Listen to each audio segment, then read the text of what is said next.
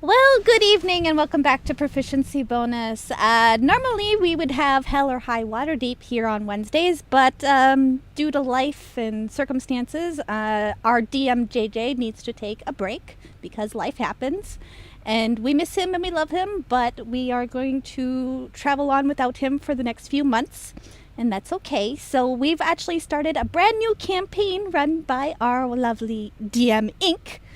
And but before we start getting into that, we are going to do a couple shout outs per usual to our supporters and sponsors of the channel. First to Team MZ and Many Sided Dice. Thank you for your constant small streamer support. And also to dicebard.com, Vancouver based dice company. They are doing lots of dice sets and D&D merchandise, and if you enter the coupon code PROBO, PROBO, on checkout, you get free expedited shipping to anywhere in the world. So definitely go check them out. Thank you, sponsors. Thank you, supporters. And I'm going to take us over to the group. This is actually going to be a session 0/session 1 of the brand new campaign, and we are also, I see my setup's a little bit off, but I'll fix that. We are also going to be taking suggestions for this new campaign's title. At the moment, you'll see above that we have a Hero's Wish just as a default title for the moment, but we are open to taking suggestions for the campaign's title. And if you send a Proficiency Bonus on Twitter, ProfBo, PROF bonus on Twitter, and enter the hashtag name day. Hashtag name day. Hashtag name day if you have suggestions on what you guys think this title of the campaign should be called. But without further ado, I'm going to hand this over to Ink. And let us begin.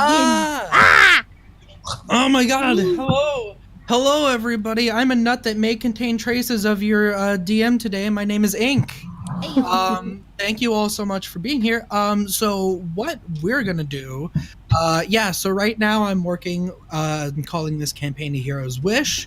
I'm gonna talk a little bit about the world, how I like to DM my games. These guys have pretty much characters ready, but we might do some dice rolling, we might talk some homebrew rules, and then once everything is squared away, I guess we'll just start, and you'll get a little bit of a taste of the mysterious land of Urania. So let's see. Some stuff about me. I'm normally playing Opal on Hell or High Water Deep. I'm also on Sundays, Curse of Strahd, where I play Variant, the very, very French dwarf that drinks way too much wine. But outside of that, I'm normally a DM. This is the only world that I have DM'd in. It is my homebrew world that I've worked on for about a year. So I'm super excited and horribly, horribly terrified to bring these guys into it because they might break it. But we'll see. So does everyone want to maybe go around and talk a little bit? So like some people have stats kind of rolled up. I'm doing a 4d6. Well, before we start that, why don't we just go back around, since this is a new campaign. Back around for everybody. This is a new campaign, so we could be getting some new viewers. So why don't we go around the table, introduce ourselves, who we are, where we are on the Proficiency Bonus channel, what we kind of expect, and kind of go around and introduce ourselves. So why don't we start with Lip, since you're first on the corner. Okay. I'm Lip. I like to break things. I usually play Robin, typically when we were doing Hell or High Water Deep normally. Sometimes you'll see me do one-shots as the wonderful Maxian, the ninja wood elf that I play on a Sunday campaign. But today I have some other character up my sleeve. Ayo. And next we'll do Victoria. Hi, I'm Victoria. Normally I'm from Wednesdays. I have a half-elf wizard named Lilith. But today I have a new character that I've come up with. You can also, if you go back through like the Twitch channel or like on YouTube, I've DM'd a couple one-shots for people. And you might see me somewhere else in the near future. briefly. Ooh, a little bit of a plug. So mysterious. So keep checking out all the different shows. Yeah. Ooh, girl. Danica, you ready to introduce yourself?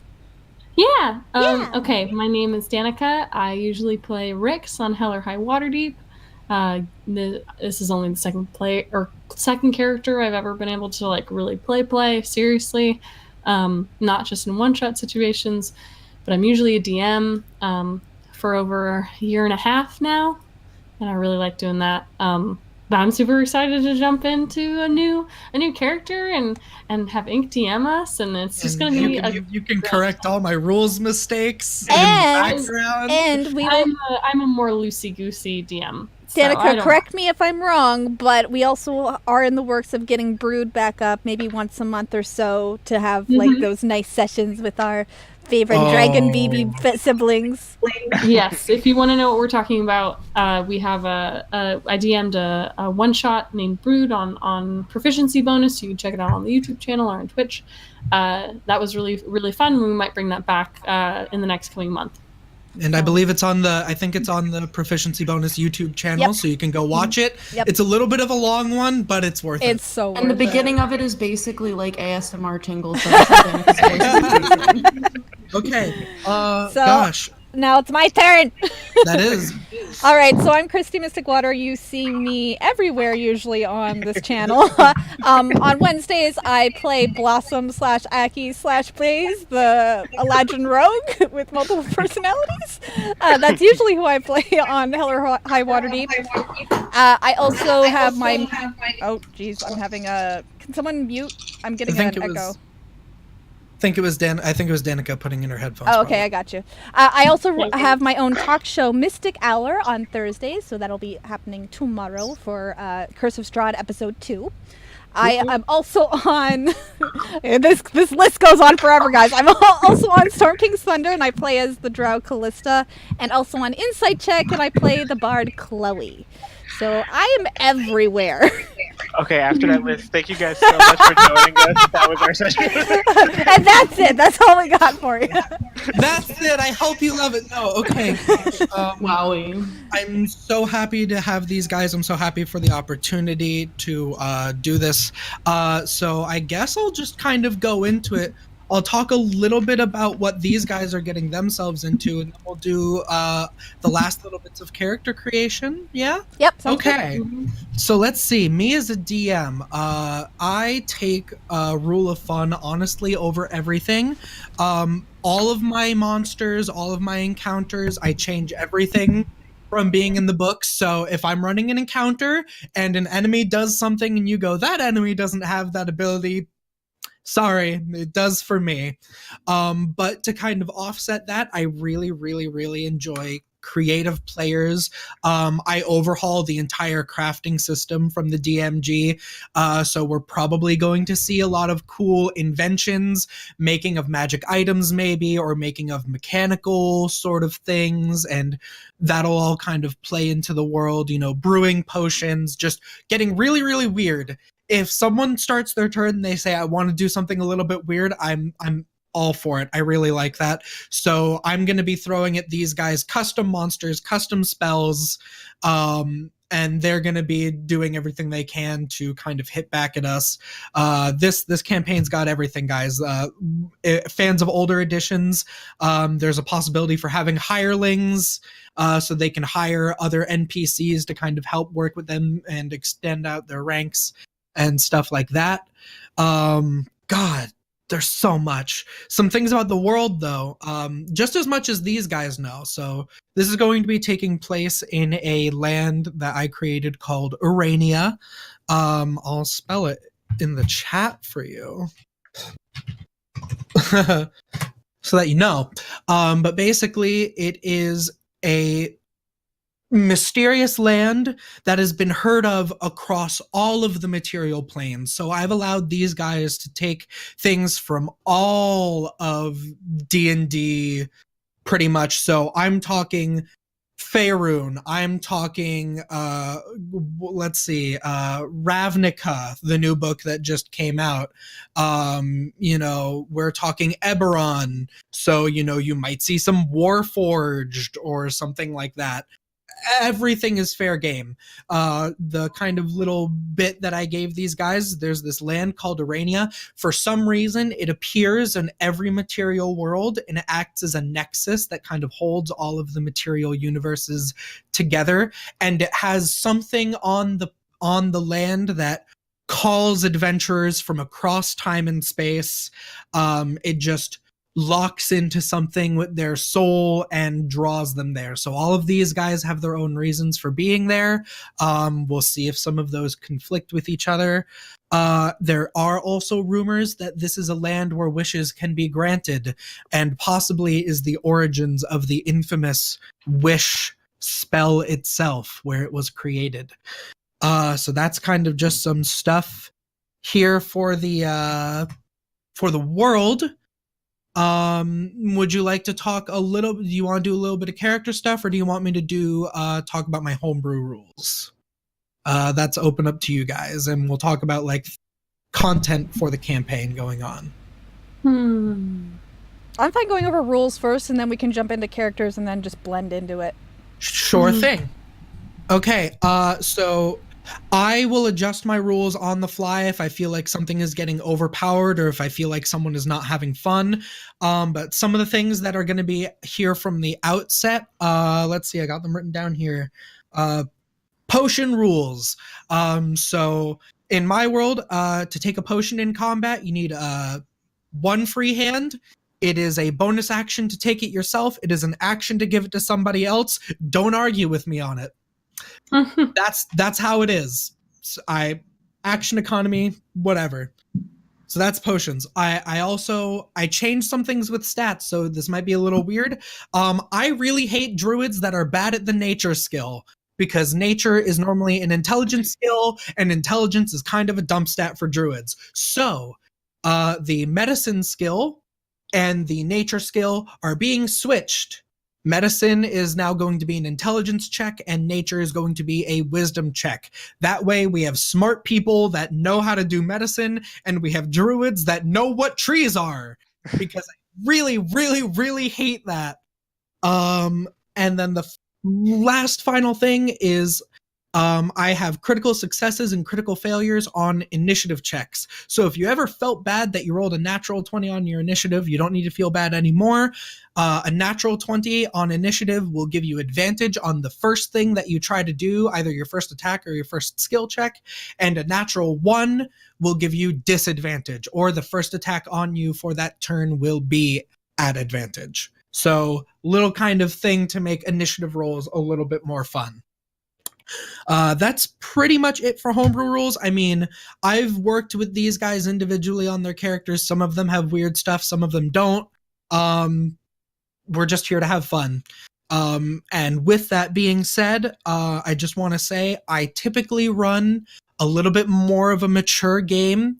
All right. I don't necessarily, get way into some stuff, but just be advised that we have a flirty character, all right? And I want them to be able to explore that character and just be emotional, be open.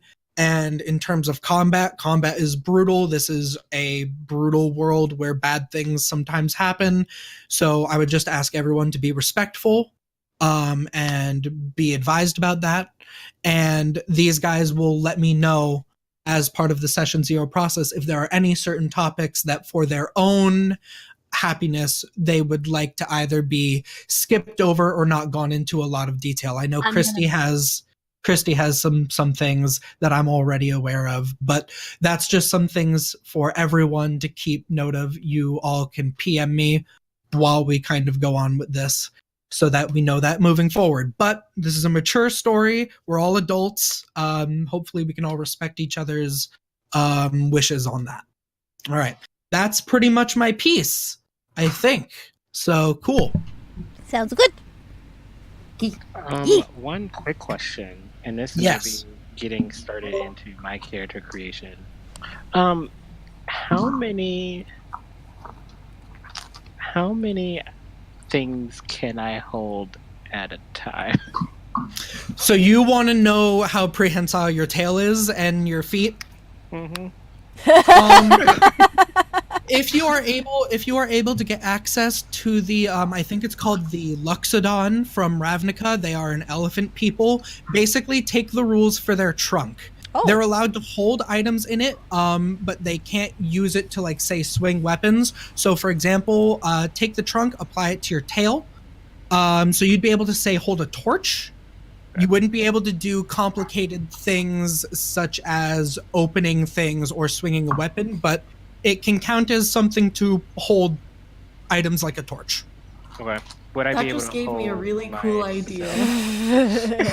Would you be able to stand up on your tail? We might have to do rolls for it. For now, I'll allow it because it's fun. Okay. I love for combat and stuff, like, I love flavoring things and reflavoring things because we just want it to feel cool, guys. You know, rules are there to just kind of add a little bit of structure. Anyone else, or Lip, do you have anything else about your No. character? I'm excited about that one. I know you are. I'm intending to do everything with my tail.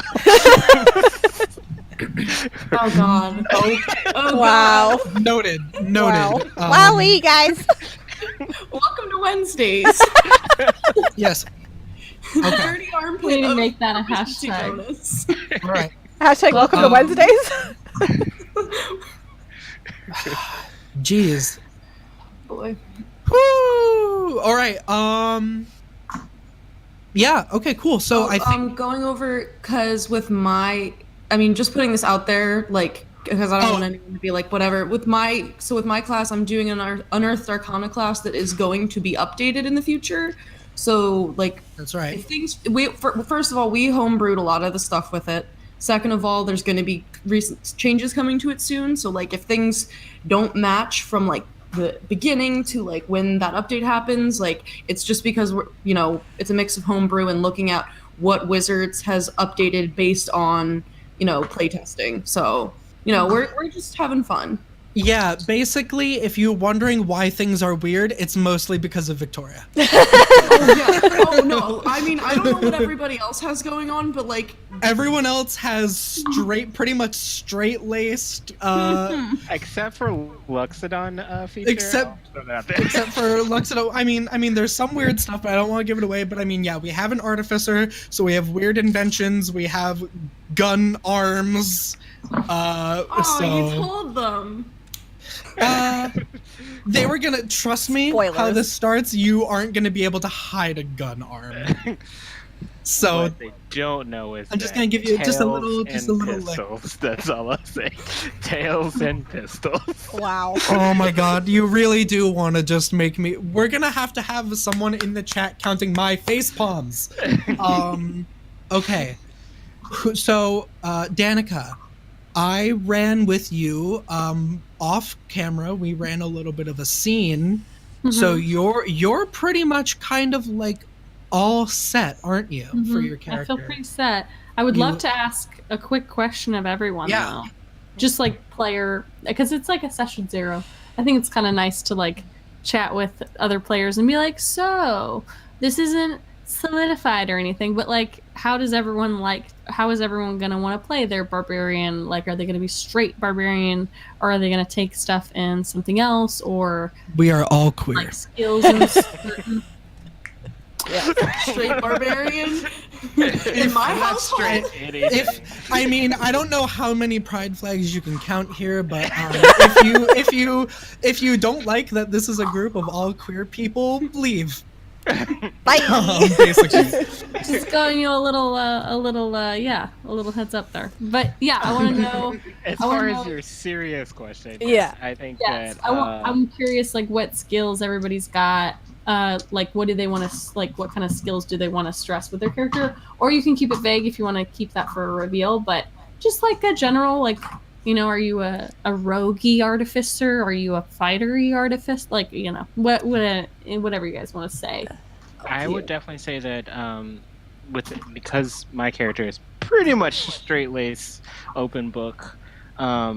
He would definitely be fighty, but he, as role-playing, he probably leans more towards bardic background. He is an entertainer, so you may see some entertainment features of him. I don't think he's going to take anything officially from Bard. I don't think he's necessarily a Bard, but he'll do some entertaining stuff. Cool. That's exciting. Okay. Yeah, I mean, as for the Artificer, I think I have to play it, but with the personality that I've imagined, while she has the capability to do certain roguey things, that's not really... She's a grease monkey. No offense to...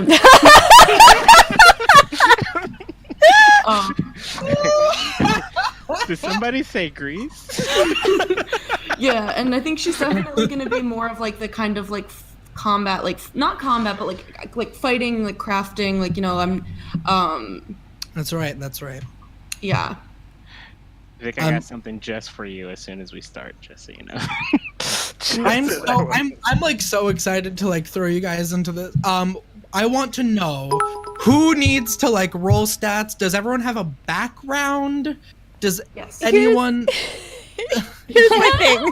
Because Bubbles is a fully fleshed character that I've done. We do need to address this, yes. Because this is kind of important. Bubbles is a fully fleshed out character who has pretty much saved her world 3 times over at this point. She is a fully fledged hero in her world. What level is she? What level is she in her world? 14? 15? But with a lot of, like, you're like friends with gods. I'm like, I've met Saloon, I've met Bahamut, I'm more close with Bahamut than Saloon. Saloon's like, she's my friend of a friend. But Bahamut, she's not at all religious because she doesn't understand religion, but she's best friends with the god. It's really weird because that's just how she interacts with people. She's very open and honest with all of her mannerisms and how she interacts with the world. So, yeah, it's going to be kind of interesting because she's going to have all this background knowledge and back at level 1. You're back at level 1, and I know Christy is like, what are you? Yeah. I figured it out. I am amazing. I wrote a great thing. Maybe. We'll see. So, even though she is going to be a straight barbarian, I'm sticking with the totem because that's the most thing it's so her. But even though she's friends with Bahamut, she's not at all religious, if that makes sense. All right. Let's see. Anything? So like I said, I ran something a little bit with Danica. She just couldn't wait. Would you? So I could either run this a little bit 2 ways. I can either kind of just start you into it, and then you'll probably have questions. In which case, I can kind of fill you in on how your characters got into the situation. You've all kind of told me how you planned your trips to Urania, but I'm sure you'll have questions, so I could either, before we get into it proper, I can kind of right now go through your last sort of memories, so that you have that to go through, or I can just drop you into it, and we can just do it naturally as it emerges. What are people feeling? This is mostly to everyone but Danica, because Danica kind of made that decision for herself already. I kind of like the idea of you just giving us like a really brief, like you were saying, the like background, like getting into it, just because like I still don't have a voice figured out. All right, and like kind of getting into the headspace. Is there anything else that we need to do? Let's just establish that everyone has stats and HP rolled. Are we good on that? We've already rolled our pools and chosen our pools, adjusted our skills and sets. Like everyone's ready to go. I have backstory from everybody, so you've all given me plenty of forks to stab you with in the future. I will also say that Ink has allowed us all to roll 2 pools of stats, and we chose between the 2. That is true. Yes. So we're all going to have a different array of stats. No one's like, we're not doing a standard array. We're doing all rolls, and then we get to choose between the 2 sets that we rolled each. None of these guys are power gamers. I approved all of their stats. They feel pretty even, and I think this will be good since there's only 4 of you. Okay. Are we doing it? Are we doing it? Yep, I just want to say, Lip, Alright. I'm winning. Winning D&D. Okay. Are you? Because it requires the most kind of explanation, we're going to start with Bubbles. Oh shit. Oh Okay. my god, I'm so ready. I'm muting myself. I'm so ready. Pop. So, Bubbles, Yeah. you stand victorious with your friends. The smoke of battle has cleared. A Gith Lich lies dead and defeated. And once again, Lich Bitch is dead! Your world has been saved. As your allies, friends, your found family that you've built over years, all of this time together, celebrates, everything feels like it's going in slow motion. And for a moment, you think maybe it's all over. But a feeling washes over you in that moment of rare quietness within you and around you. All of the sound kind of drowns away as the familiar, all too familiar voice of Bahamut reaches out to you through your heart and I would in like the back of your to brain. mentally give him a hug. You feel warmth just kind of flush over you, but there is tension Uh-oh.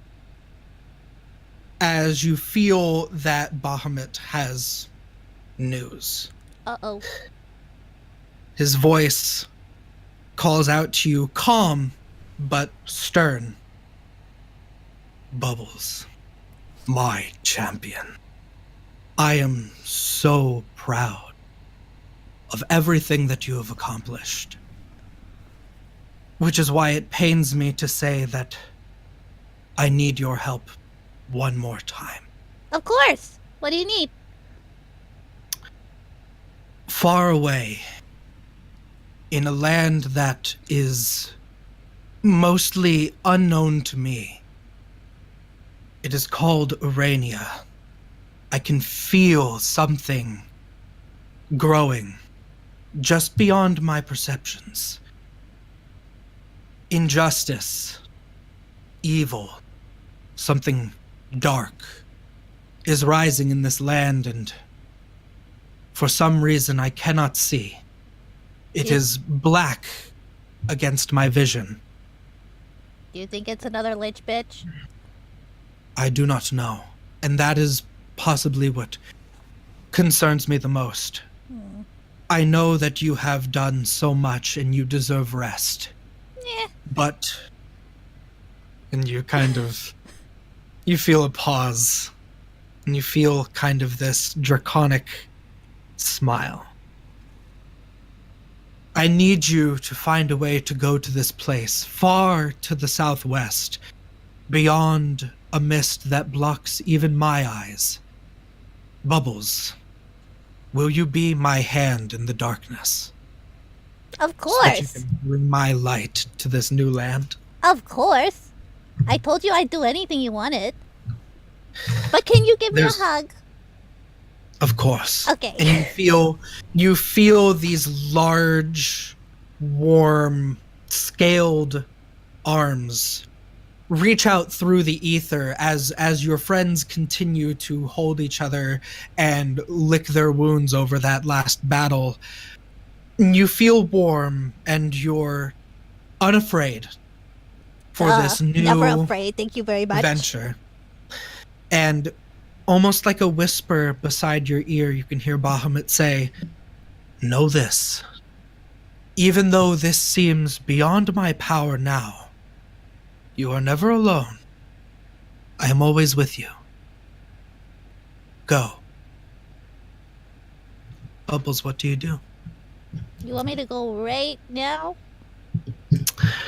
There is time to prepare and rest and be with your friends. Okay. But this darkness that grows concerns me greatly. I wouldn't ask it of anyone if I didn't think that it was of the utmost importance. Okay, I'll go tomorrow. I think I have to tell Jeeves and Alana, and I have to talk to Tara. Okay. You feel kind of almost fatherly kind of pat on your back as you steel yourself for yet another adventure. You, thankfully, through your defeat of this Gith Lich, have acquired a very, very effective means of transport, a Gith airship, basically, that you will helm yourself to this strange land. Oh, airline's gonna be so bad. And as you pass off that morning, as you near ever closer to these strange mists that surround this land, you feel Bahamut's voice there with you every step of the way, but as you get closer and closer, you feel him slipping. And it seems that whatever surrounds this place, as he feared, is blocking out his gaze. Oh, no. But as you plunge into these mists and coldness starts to take your heart and envelop your body, there is tightly clutching your heart the feeling of Bahamut, as you know him, holding on to you tightly. And I'm going to leave your little piece there as we move to another group that is making their way through the clouds and the skies, a hired sky ship through the last givings of a family fortune not spent, and the promise of trade for an old airship captain who had lost a hand due to the horrible spell plague of Eberron. We approach Temerity and her family as they flee Eberron on this ship towards new lands. Temerity, you've been on this ship for a few days now, and about a little over a week. You've gotten your family out of a very dangerous situation in Eberron. You clutch in your hands papers and notes of your old master from which you have fled. You have spent the last few days trying to read them.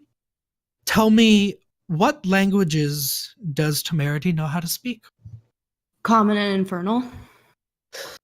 So some of these notes come across simple to you, projects that you have been working on, and not too difficult to discern thanks to your own infernal nature.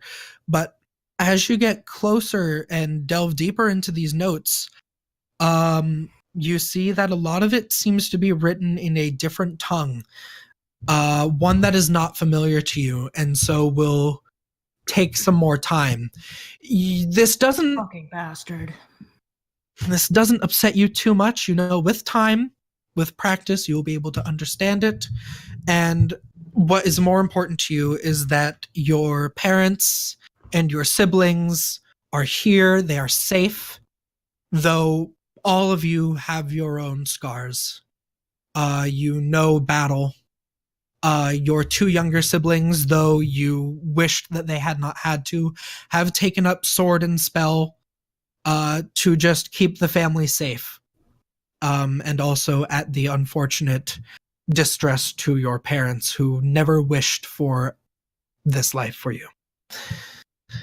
You're on the deck of a ship.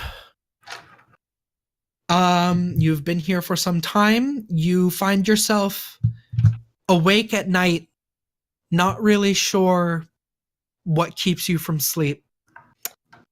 What would you like to do? Well, I'll Probably just spend some time kind of tinkering on my arm. I might try to take care of any jobs around the ship, just fixing stuff up, doing what I can to help out. Okay, so as a, do you have Tinker's tools with you? I do, and I have Smith's tools, and like I have so many tools, guys. You have a lot of tools. So in exchange for the last of your family's gold funds, as well as building this skyship captain who had long been unable to fly a new prosthetic hand, so that he could take to the skies again, you were able to procure journey to this strange land. And you've been keeping the ship overall pretty well. You've tended to most of the things, though you were told that you might want to take a look at the strange pseudo-magical elements of the engine of the ship to make sure everything is running well. So you make your way to the engine room of the ship. I'm going to ask you to give me a quick Tinker's tool roll. The first official roll. Intelligence, like Dex, Strength. What do you want me to use for this specific roll? So Tinker's tools, they are going to use your intelligence and your proficiency bonus as you are proficient with Tinker's tools. I get okay. I'm gonna do the yucky acidic waste dice. Oh, that's a 21. 21. All right. So most of the ship seems to be doing quite well, but you find actually just a little bit of modification, not even needing too many materials. You should be able to speed up the engine and kind of make it a little bit more fuel efficient so that you can kind of speed your way through. So you take out your Tinker's tools and a little bit of tightening here, a quick rewire to kind of make a little bit more of an easier circuit that is less energy dependent. You see that this engine in conjunction with these mechanical parts also seems to have a large glowing blue crystal that is providing a magical energy source, not unlike some things that you have tampered with in the past, a magical energy source that is assisted with mechanical machinery. While you are down there, you hear from above deck a foghorn, which seems to give warning to everyone on the ship and is calling all able hands to the front deck. Okay, I'll run up. You run up and you see the ship captain as well as some of his men have all kind of made their way onto the front deck of the ship, and you see that they have weapons drawn.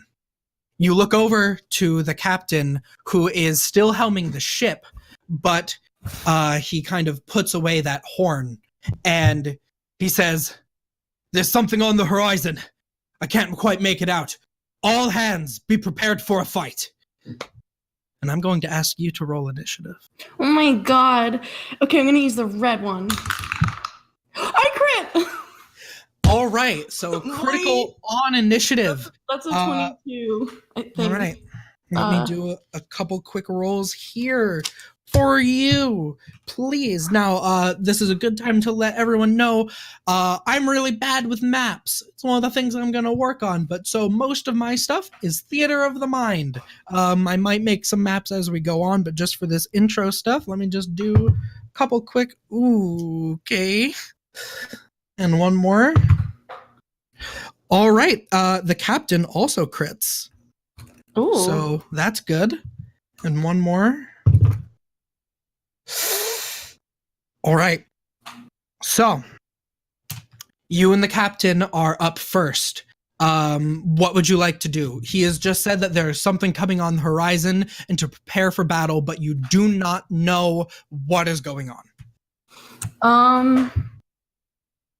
Yeah, I'm probably going. Since we're on the same initiative count, can I wait and see like what he does and then take my turn? Like since we're on the same. Sure. So what the captain is going to do is he waves over someone else to take the helm of the ship. And what you see is he is going to draw basically what looks to be just a simple cutlass style weapon. maybe a scimitar of some sort, as well as a hand crossbow in his other hand. He's going to make his way down to the main deck where there's some other men. He's issuing orders to the men.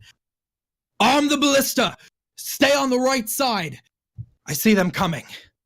And basically it is not their turn, so they've received those orders, but they are looking off to the starboard side of the ship as you coast through the clouds in the middle of the night. It is almost a full moon, so everything is bathed in this blue light as you occasionally pass through clouds, and you can see silhouetted against the sky what looks to be two flying figures of some sort. How far away are they? Give me a perception check. Oh, I'm not very good at those. Okay. A whole +0 modifier. That's an 8. 8. It's hard to tell. They could be anywhere from 60 to 120 feet away. It's really hard to tell. You're not on the ground, so there's nothing really to give you a spatial awareness. Anywhere from 60 to 120 feet. Okay, so but it looks like they're coming in. Oh, I just accidentally put something in the Discord. I didn't mean to do that, or the Roll20.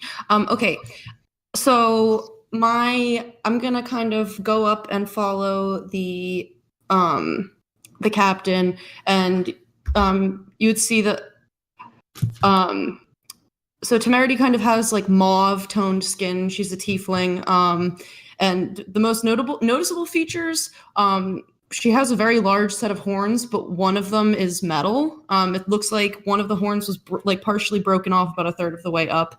But like the most noticeable thing is that she has like a robot leg and a robot arm, but the arm is like kind of like very intricate pieces of metal and like wiring, and there's like little bits that kind of glow with like a green flame. So she'll reach into her leather bandolier where she keeps like different ammunition and tools, and kind of like load a couple rounds into her arm and kind of like get it ready. And then go up with the captain and be like, "You think they're ready for a happy ending?" He kind of gives you a knowing nod as he is aware of your skills in battle and your invention, how it works. And you see he has loaded a crossbow bolt. He is holding his action for them to get closer. Is that what you would like to do? Yeah, as soon as something is within my 80-foot range for that, I am going to shoot it. All right. The two helmsmen, not helmsmen, but the two crewmen, one is going to also pull out another sword and wait on the edge with you, while the second one is going to go to where there is a ballista set up on the edge of the ship, and he is going to spend his action to start loading it. The figures, they are swooping in. They are going to do their full movement plus a dash. So they have now moved into range for both of you. You see these figures that are flapping these wings. They look partially avian, but they have what look to be humanoid female faces and parts of their body as they screech and swoop in for an attack. But they're not going to be able to reach you, so you may take your attack roll. And is that with advantage because of the natural 20? Like, this is going to be at advantage as you were prepared on your natural 20 initiative check. Okay, that wasn't great. 15. 15 just hits. Roll for damage. Okay. All right. I need this boy. 7 damage, piercing damage. So like I'll kind of like I take my fist and like it kind of like lights up with like this fell like flame, and like bullet shoots out at one of the harpies, if that's what they are, because that's what I think they are. These do seem to be what you would describe as harpies, yes. So you fire off this infernally charged bullet shot from your arm, and it soars through the night sky with a whiz, and it catches this harpy-like creature in the wing. Doesn't take it out fully, but you can see that the flight has been disturbed. Seeing that one seems to be handled, the captain is going to take his hand crossbow shot at the other one. And he also has advantage because he also rolled a nat 20. That's better, so it will hit as well. And he does about 6 damage. So he clips the other one. This one catches it more in the gut. So it's still flying strong, but you see it double over and give off this horrific avian kind of pterodactyl-like screech. That is going to be everything. They have dashed in.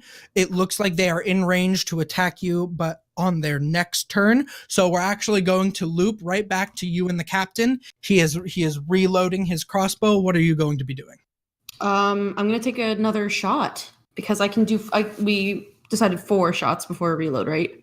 If you are doing the one that I gave to you, then yes. Yeah, just like the fist one. Yeah, you are holding your fist out, and these little bullets seem to be shooting off of these little metal-plated knuckles on the fist. There's a little hammer mechanism that goes over the back of your hand, and it's striking what would be your knuckle with this kind of infernally charged gunpowder and shooting off these shots from your fingers. Are you going to attack the one that you attacked previously, or the one that the captain did? I'll shoot the one that I was going for. All right, roll for an attack.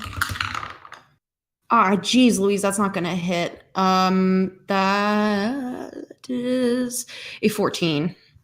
You fire a second shot, and as the harpy's kind of flight pattern has been a little bit disturbed from your previous one, you're trying to get a beat on it, but it's coming in too close. You get a little bit nervous, and you fire off, and it just barely careens underneath the wing. Seems to clip a few feathers, but otherwise does not damage it too badly. The captain instead is going to, "Oi, I'm right here," but he's going to fire at the one that you missed to try and see if he can take it down. Do it. He is also going to shoot wide, unfortunately. So it is now going to be the harpy's turn. The one that you fired at is going to swoop in and go for an attack against you. Oh no. With its little claw feet, and rolls a natural 1. So they kind of scratch out at you in your arm instinctively. You just put it in front, and the claws scrape at the metal of your arm, but otherwise seem to do no damage to you nor your device. The other one is going to go towards the captain with a natural 20. Sure. All right. So the harpy basically goes after the other harpy, goes after the captain, his attention being diverted, and the claws basically sink into both sides of his neck and dig in. You can see blood kind of running as she is basically latched on, and he is not looking too well, but the one crewman that was waiting with the sword is going to attack the harpy with his held action, and he is going to hit. So he is going to attack this other harpy with a good amount of damage. It looks like the one that is going against the captain, barely holding on. It's bloody. She's been stabbed basically right underneath the wing. It looked like she was going to try and carry the captain off, but was otherwise unable to. The other crewman, the second crewman, has gotten the ballista loaded and is swinging it around. and is going to try and shoot at the one that is attacking you. As it is the closest one. Hopefully gonna try and pin both of them, but we're gonna see. Basically, he swings, and the ballista, it does not look like it has just enough twist to be able to hit her, fires wide, and this large ballista shot is going to go off into the night. Amateur. And miss. He's kind of a little bit panicked, and he's going to start loading another one. Okay, that brings it back to you and the captain. What are you going to do? Ooh, they're in melee with me, aren't they? It is in melee with you, So yes. if I shoot them, I'm at disadvantage? If you shoot, you are at disadvantage. You could step back, but they may take an attack of opportunity.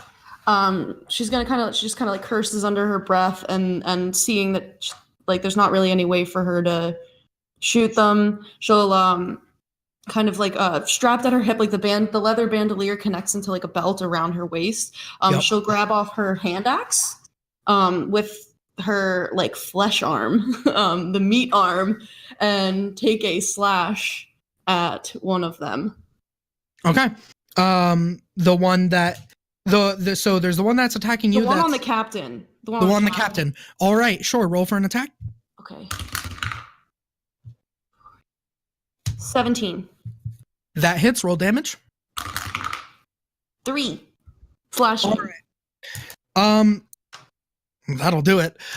Basically, as the captain is struggling with it, and she gets one stab kind of up into her underarm, where it meets her wing, she twists around, and you just take your hand axe and crunch it into the back of her skull, and she's going to go limp, and you almost use it as kind of a leverage, and you pry her off of the captain. She tumbles over and starts plummeting.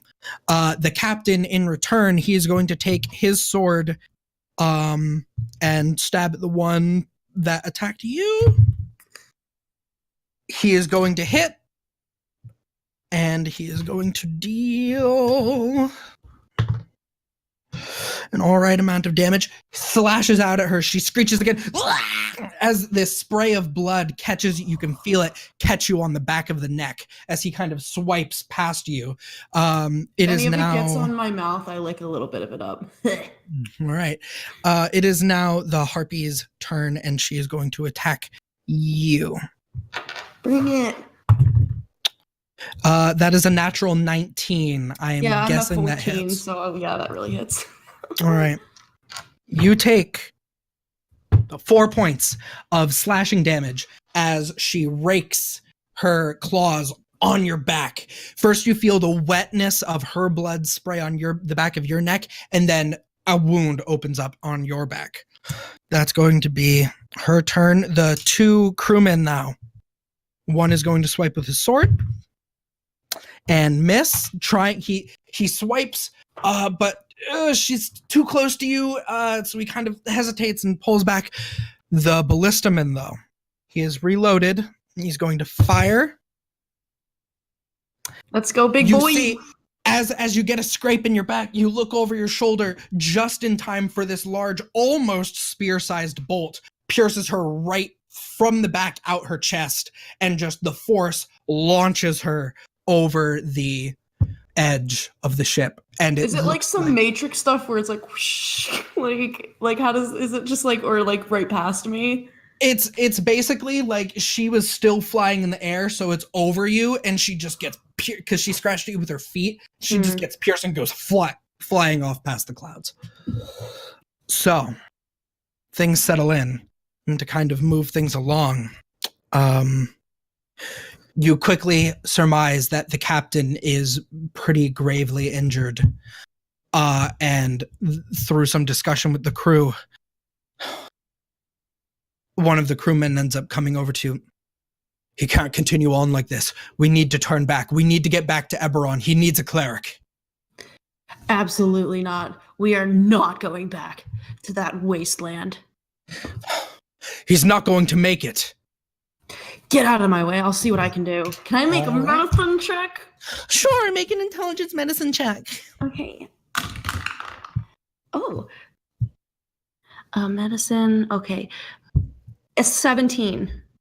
All right, you go into where the captain has eventually been taken, and it looks like they've done their best to bandage him, but they were really expecting this to just be a quick drop-off sort of mission. There's no real, we don't have health potions, and it looks like even though you've given him this prosthetic hand, it looks like the damage to his clavicle has really restricted his shoulder movement. He's one of the few people that's only really good at processing the ship.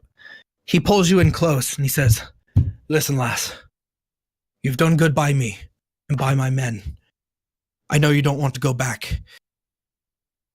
There is on the side of the ship. It is a small vessel. It is held up by balloons, helium, and it should be able to drift you. We're close enough.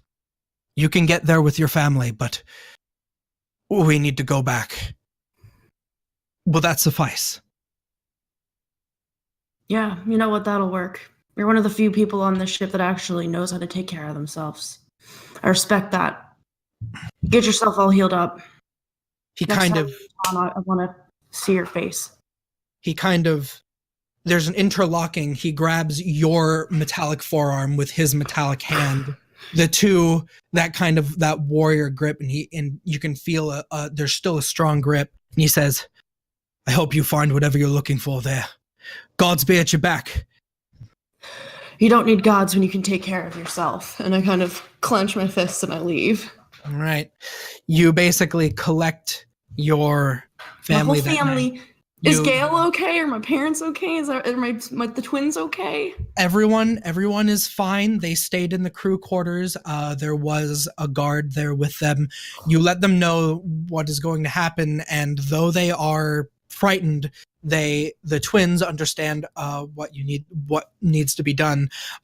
Your younger brother takes Gail in his arms, kind of swaddles him up from the cold, while your sister and your parents kind of gather what little things you have into this small, it would be a rowboat, but basically it's this small balloon craft. The crewmen, they kind of release the latches as you drift away, and as you descend into the mist of what you have been told encompasses Urania, the last thing you see is the ship turning and heading its way back to Eberron. That's where I'm going to close off on you. Oh. So we then strangely go to the streets of Waterdeep, in a far off land where a beautiful man along with his charge are sitting in a tavern as this blue-haired wonderful individual is slowly collecting tabs from an inn as his good friend sings on stage and plays their lute. A small chimp, or well, not small actually, no, a fairly well-sized monkey kind of man. Forgive me. Forgive me. I forget. You're actually like a man-sized monkey.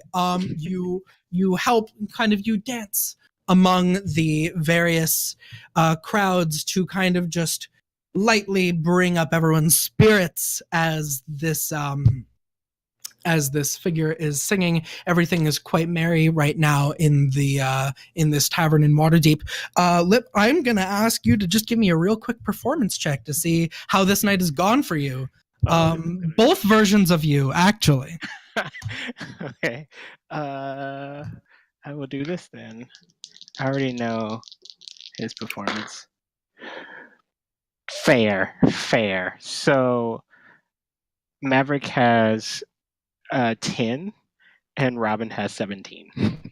All right. So Robin, ever the showman, has much better time kind of... You motherfuck! Sorry to interject, but you motherfuck! Did you guys really do this? Collecting little bits of coin here and there, while the already quite inebriated newly found companion of Robin, through a strange issue with a portal and some wild magic, seemed to pluck this monkey-like creature off into the street one day, but as he found, was quite already intoxicated. The night goes down to a lull as you meet with your charge, Rix, after a performance, and you. Rick's rolled a 16 Rick's rolled a 16 by the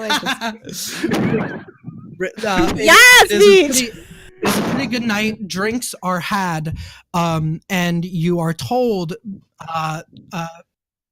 that you collected the gold, and things have gone pretty well, but we have another performance coming up soon, and so we really should be getting to bed.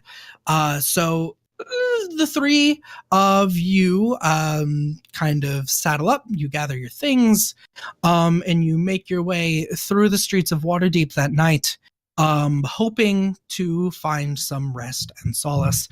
As you're crossing through, however, this strange blinking light seems to distract you, Maverick, down off an alleyway. What would you like to do? You see the other two are walking ahead through their idle chatter of, "Oh, darling, you did so well today," while the much more reserved Ricks, which I will say their back is adorned only with a lute, no sword. I believe that works well with the timeline. If it doesn't, there's a sword there. I don't know about that backstory, but basically they walk off. They're walking off. But you've kind of lulled a little bit as you see something in between the streets. I would like to follow the glowing light. All right, you make your way closer. As you head down this little alleyway, seemingly unnoticed, as the two continue to walk and talk, you just kind of drift off. And what you find is the slight cigarette smoke of what looks to be a not all well-to-do man and a dog that he is petting, kind of just curled up in this alleyway of what looks to be maybe there's a shop on the little side door. I want to look at the dog and I say, "What is up, my family?" You see the dog, mostly asleep, kind of just licks its chops, looks at you, doesn't say anything, but kind of nudges the leg of his master. As the hardy kind of human man, old, scruff, good beard, kind of like almost like a beanie cap or some sort of wool knit thing that he's wearing, to kind of tucked over his head, big coat, kind of blows some smoke. He goes, "What are you doing here, little fella?" And he kind of reaches out towards you as if he's going to maybe pet you, or you're not quite sure. I quickly slapped the hand. "You do not touch the fur." He kind of looks to an empty bottle that he has been nursing next to him and kind of goes, "All right then, Are you going to drink that? I mean, I was. Why? Perhaps you could not drink that. I'm very thirsty. Listen, this is the only thing that's keeping me warm besides whatever I got here. If you want to have a little bit of a sip, could you at least show me some coin?" How about this? I give you big furry hug. You give me swig of that bottle.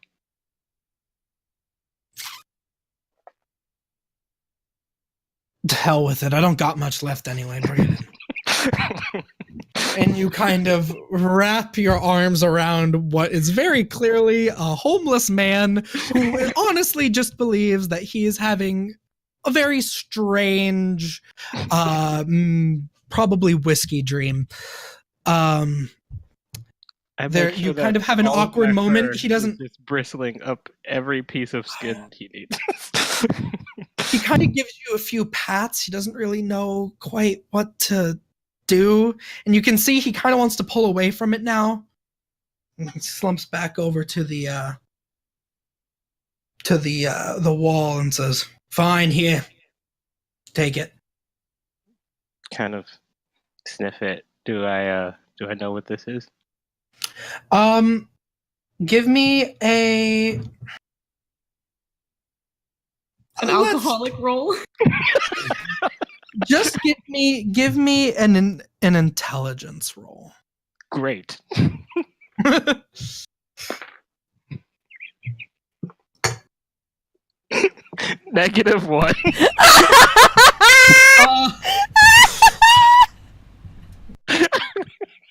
It's in a whiskey bottle, and probably won't do good things to your insides. You think it's great. Perfect. I take a swig. All right. As you down this bottle, it gives a burn, but not a familiar alcoholic burn that you are normally used to. And it seems to go down into your chest, and where it would normally fade, you're kind of an experienced drinker, but the heat just seems to grow and grow and grow, and I'm going to need you to make a wisdom saving throw. Oh, come on. Don't burn me out. 2 rolls in a... Oh, come on. 2. So your vision starts to wobble as you see the homeless figure stand. And as he stands, his what was a ratty coat seems to morph into what looks like long robes and a hood over him. You can no longer see his face, as the dog beside him as well turns into what looks to be just a little sort of lizard or impish-like thing that just spirals its way up onto his shoulder. And you just hear a dark kind of laughter as a hand clouds over your face. And that is where we're going to go for a break, everybody, because we're going to be going into Arania proper. Wowie! Oh. We So started with the hug and we ended with the hug! I'm so happy right now! I'm sorry, Danica, but obviously we kind of did this with you already, and I do want to get you guys into the campaign proper. Is there anything that in that session that the stream needs to know? Anything in that session? That with Danica. Let's see, Danica. How much? You don't have Danica, to. I'm just curious because the stream didn't see your end, so I'm just curious if there's anything. Danica also is from. Well, how about you? You say what you would like to say, so that it's in your power. Okay, if we had done this here, generally you would have seen. I know you kind of get a little bit more secrecy, and I apologize. We're fine with secrecy. We're just curious if there's anything that's like detrimental before we go into it. Just that the characters was an Eberron in Shorn, and then needed to get some money to get out of town to pay for the fare for the boat, and they did so. In an interesting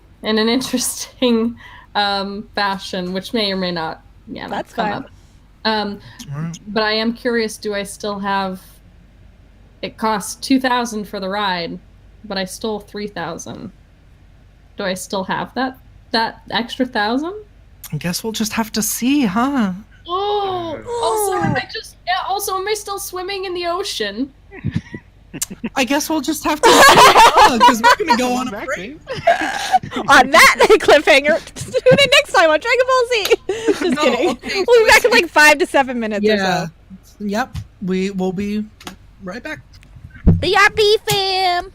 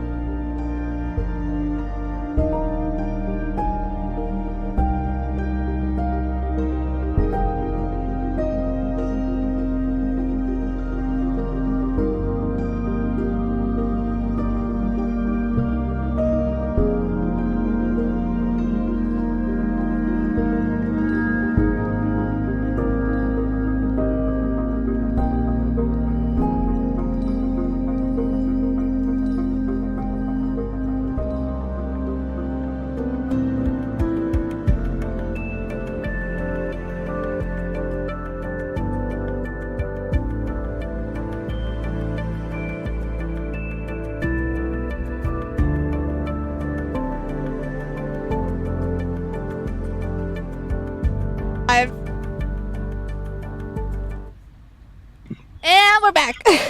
All right. Welcome back, everyone. I am a reflection of light in the form of your DM Inc., and we are getting right into the start of my homebrew campaign, which is currently being called A Hero's Wish. But please note that the name is still out on what this campaign is going to be called, and you might possibly be able to name it if you at the Proficiency Bonus Twitter, which is Prof Bonus. Yep. At Prof Bonus on Twitter with the hashtag name day, you can contribute to the possible naming of this campaign. So all of these guys have made their characters. I kind of explained in the first half a little bit of some unique stuff that's going on in this campaign. And then we did a little bit of intro roleplay to get them kind of ready for their characters. And now we're ready to start proper. So, with that being said, legend foretells of a land unlike any other, yet ever present. The land known as Arania, or the Land of Wishes, is as wrapped in mystery as it is in wonder. It calls out to the souls of adventurers across time and space, beckoning them to come and discover its secrets and find themselves. We look towards the ever-growing tapestry of fate, interwoven and picturing battles and victories across millennia and a multitude of worlds. Demons and gods fall and heroes rise as stories upon stories are told and retold time and time again.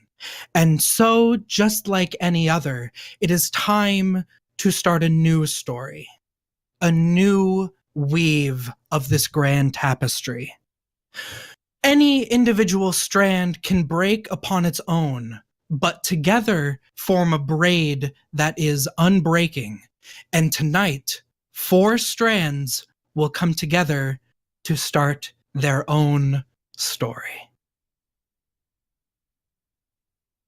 Darkness, cold, echoes, fleeting and returning, a myriad of voices and flashes that go as quickly as they have arrived. Eyes opening. On your back, cold, staring up at a stone ceiling, bathed with cold blue light. Oz, you have awoken, and you have no idea where you are.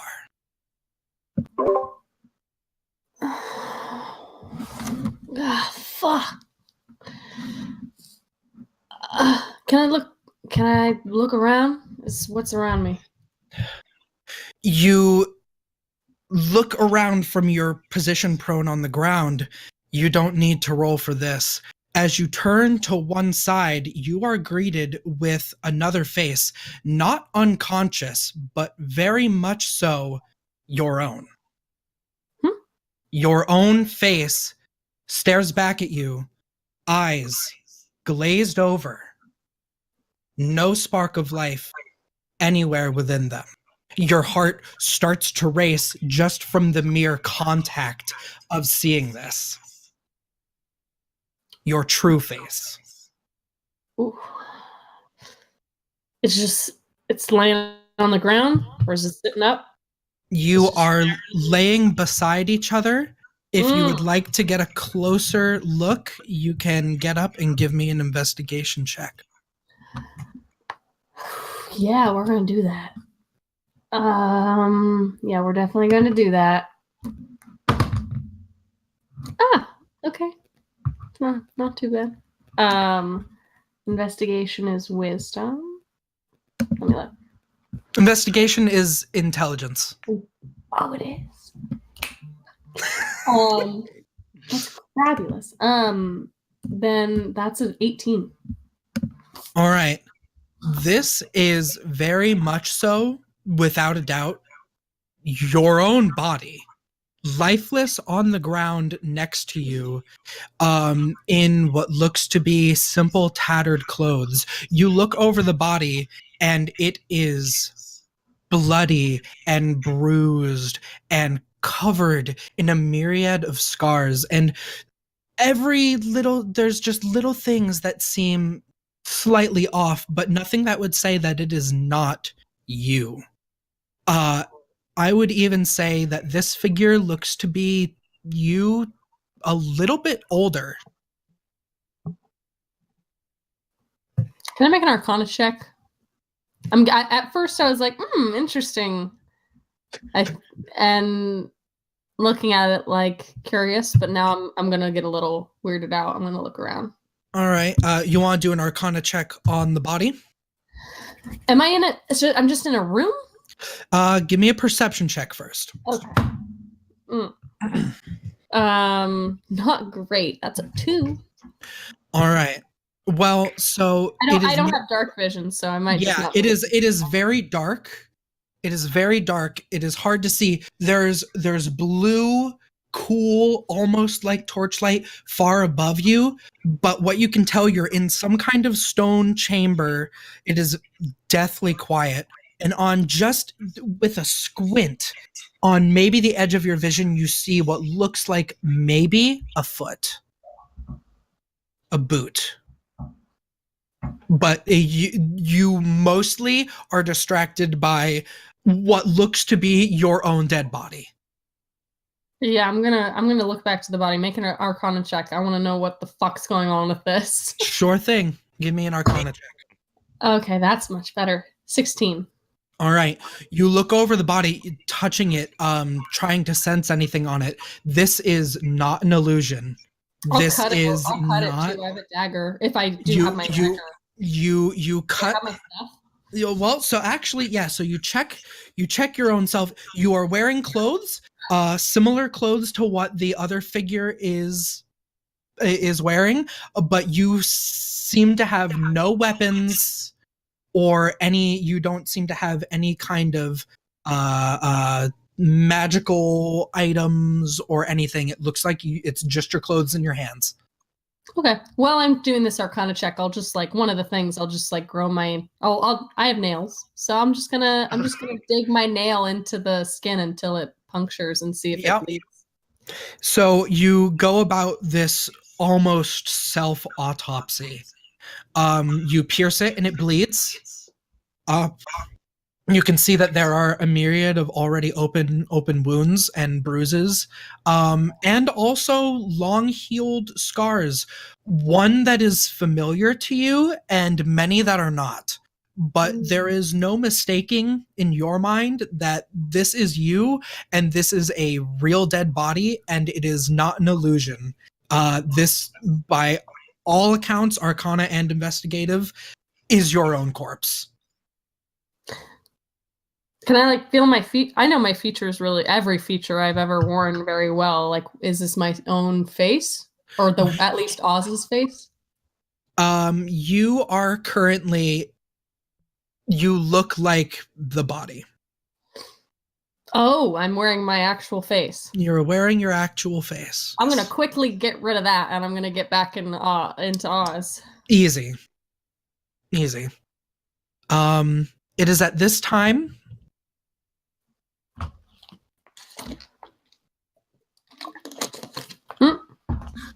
Temerity. You awake similarly, this pain in the back of your head, a slight clicking as you uncontrollably have been tapping your metal finger against this stone floor. This is me? I didn't even hear you say my name. I said Temerity. No, cut out. It cut out. You awake, similarly on a stone cold floor, and you just instinctively are moving your hand around and it brushes against something metallic. All right, yeah, I'm going to look over and see what that is. All right. You look over to the side. You have dark vision? Yes, I do.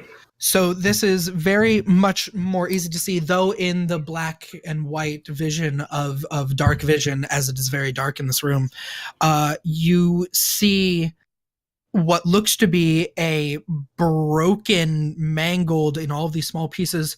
It looks like the technology that is how you put your arm together, but you can see you were touching it. Your arm is right there and it's fine, but it seems that there's all of these extra parts. And as you look and you follow kind of the trail, you see what looks to be the body of a young-ish, middle-aged female tiefling who bears striking resemblance to you, though the arm seems mangled and broken beyond repair, in a pool of what you can only guess is not Kool-Aid.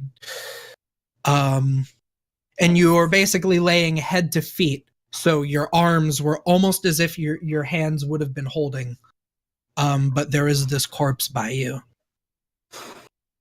All right. I'm gonna grab up as many of the pieces of the other arm as I can. I'm looking for a way to get out. Like I look at that, I take one look at it, I'm like, nah. And then I'm just trying to get out. Oz, somewhere in the room you can hear metal scraping and the sounds of what just sounds like a whole bunch of almost little bits of metal just being gathered up somewhere in this room. I'm gonna Arlo it up, and I'm gonna go. All right. Hello. Can someone help me? Temerity, you hear the voice of what seems to be a young woman calling out to you as you're gathering up these things. Would you like to give me a perception check? Yeah. Oh. Okay, that's not. I think I'm a 0 for that, right? Yes. 15. All right. As your eyes are starting to adjust to the darkness, you see this corpse of what seems to be yourself. Very similarly, looks slightly older, covered in wounds, and also a lot of healed scars. And in this room, as you start to get a look in your peripheral, how far does your dark vision go in complete darkness? You see it as if it's dim? It's you see in dim light within 60 feet of you as if it were bright, and then in darkness as if it were dim light. So it's 60 feet. All right. You see a lot of bodies in here. You can't really make out specific shapes. Some are closer, some are farther. They look almost like pushed against the walls.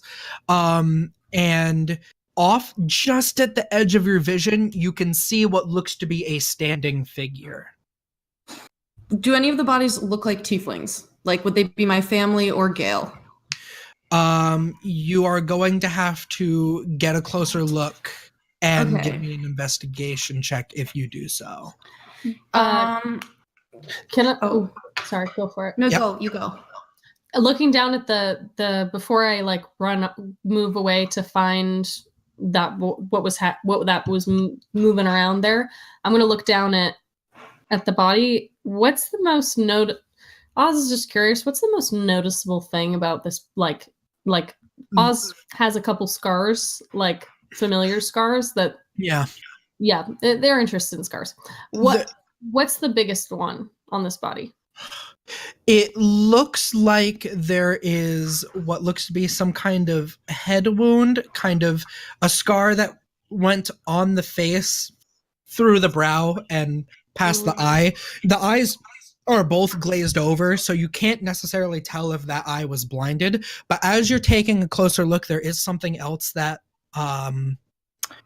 comes across to you. This corpse is wearing a necklace. It is a very simple necklace that bears just a symbol of what looks to be a crossed two crossed swords. The emblem itself is kind of in the shape of a shield, and it is two crossed swords and then a hand palm up with a spiral in between them. So an X and then a palm above it and then it's all on this kind of shield-like piece of metal. Otherwise, a very simple necklace, but it is on this corpse. I'm gonna take that. Easily done. Put in my. Do I have a pocket? I'm gonna put it in my pocket. Yep, you have pockets. Huh? You are Someone wearing. address me. As you know, with your faces come clothes, and with clothes come pockets. Mm-hmm. So you're clothed. The body Okay. is also clothed, though a little bit roughed up. At this point, Bubbles, as well as Maverick, in a very similar form, you slowly come to. Your Bubbles, you are on your back. Maverick, you are actually face down against stone. You both feel cold. And you, Bubbles, do you have dark vision? Not if I don't have my night goggles. Then it is dark and cold and scary. I'm feeling for my night goggles. And Maverick, you are kind of just huffing on some dirt that has been lodged into your nose, but you are awake. And I will say, just as you're getting your bearings, in a very similar thing to what I have described, you will find nearby two familiar figures that are very much so not alive, look slightly older, covered in wounds and scars. Bubbles, obviously some familiar to you from battles of the past, but some are new. Bubbles instantly thinks of two villains in her backstory that could possibly doing this to her, so she's freaking the fuck out because they're supposed to be dead. Are you audibly freaking out? Oh yeah. All right. Well, it's not really freaking out. It's more like getting angry, and she's like, okay.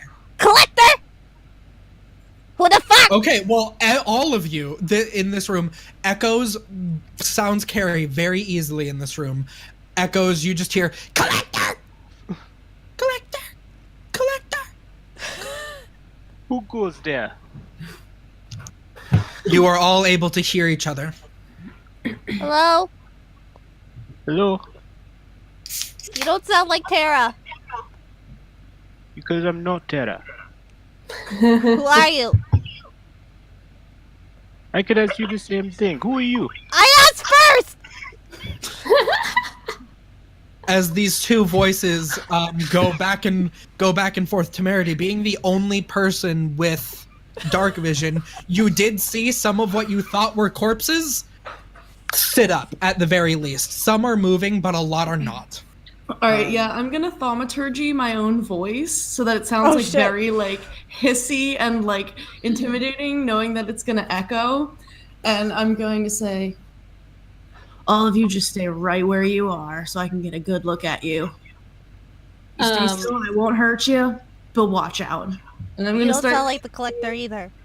I'm gonna start creeping towards, I don't know, the nearest one. All right, the nearest one was the first figure that you saw standing. Okay, I'm gonna kind of stealth over. Before, You want to before, put a pin in that? Yeah. Before, after she says that, Oz is gonna think about it, and is gonna go back into like his usual. Of course, Oz is back. Yeah. Also, can I make one more check? I'm just crouched over the body. I'm not really listening to. You don't give a huh. I'm just crouched over the bot, like super like looking at this body still. Can I determine the cause of death? Give me a medicine check. Okay. 18. All right. It looks like this body was very obviously killed in battle. It looks like an accumulation of wounds, both martial and magical. You can see that parts of the clothing are burnt. There are stab wounds. There is probably a broken off arrow in the shoulder. Pretty brutalized, honestly. Looks like it took a lot to bring this person down. Okay. Bring you down? Question mark?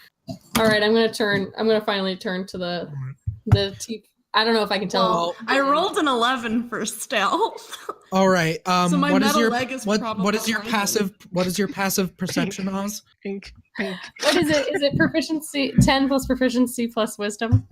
It's just 10 plus your perception, I If believe. you're is your if you're passive. proficient in perception, you get to add it you to add it? your Okay. passive. But if you're not, then it's just your whiz. Okay. Plus Are 10. you proficient?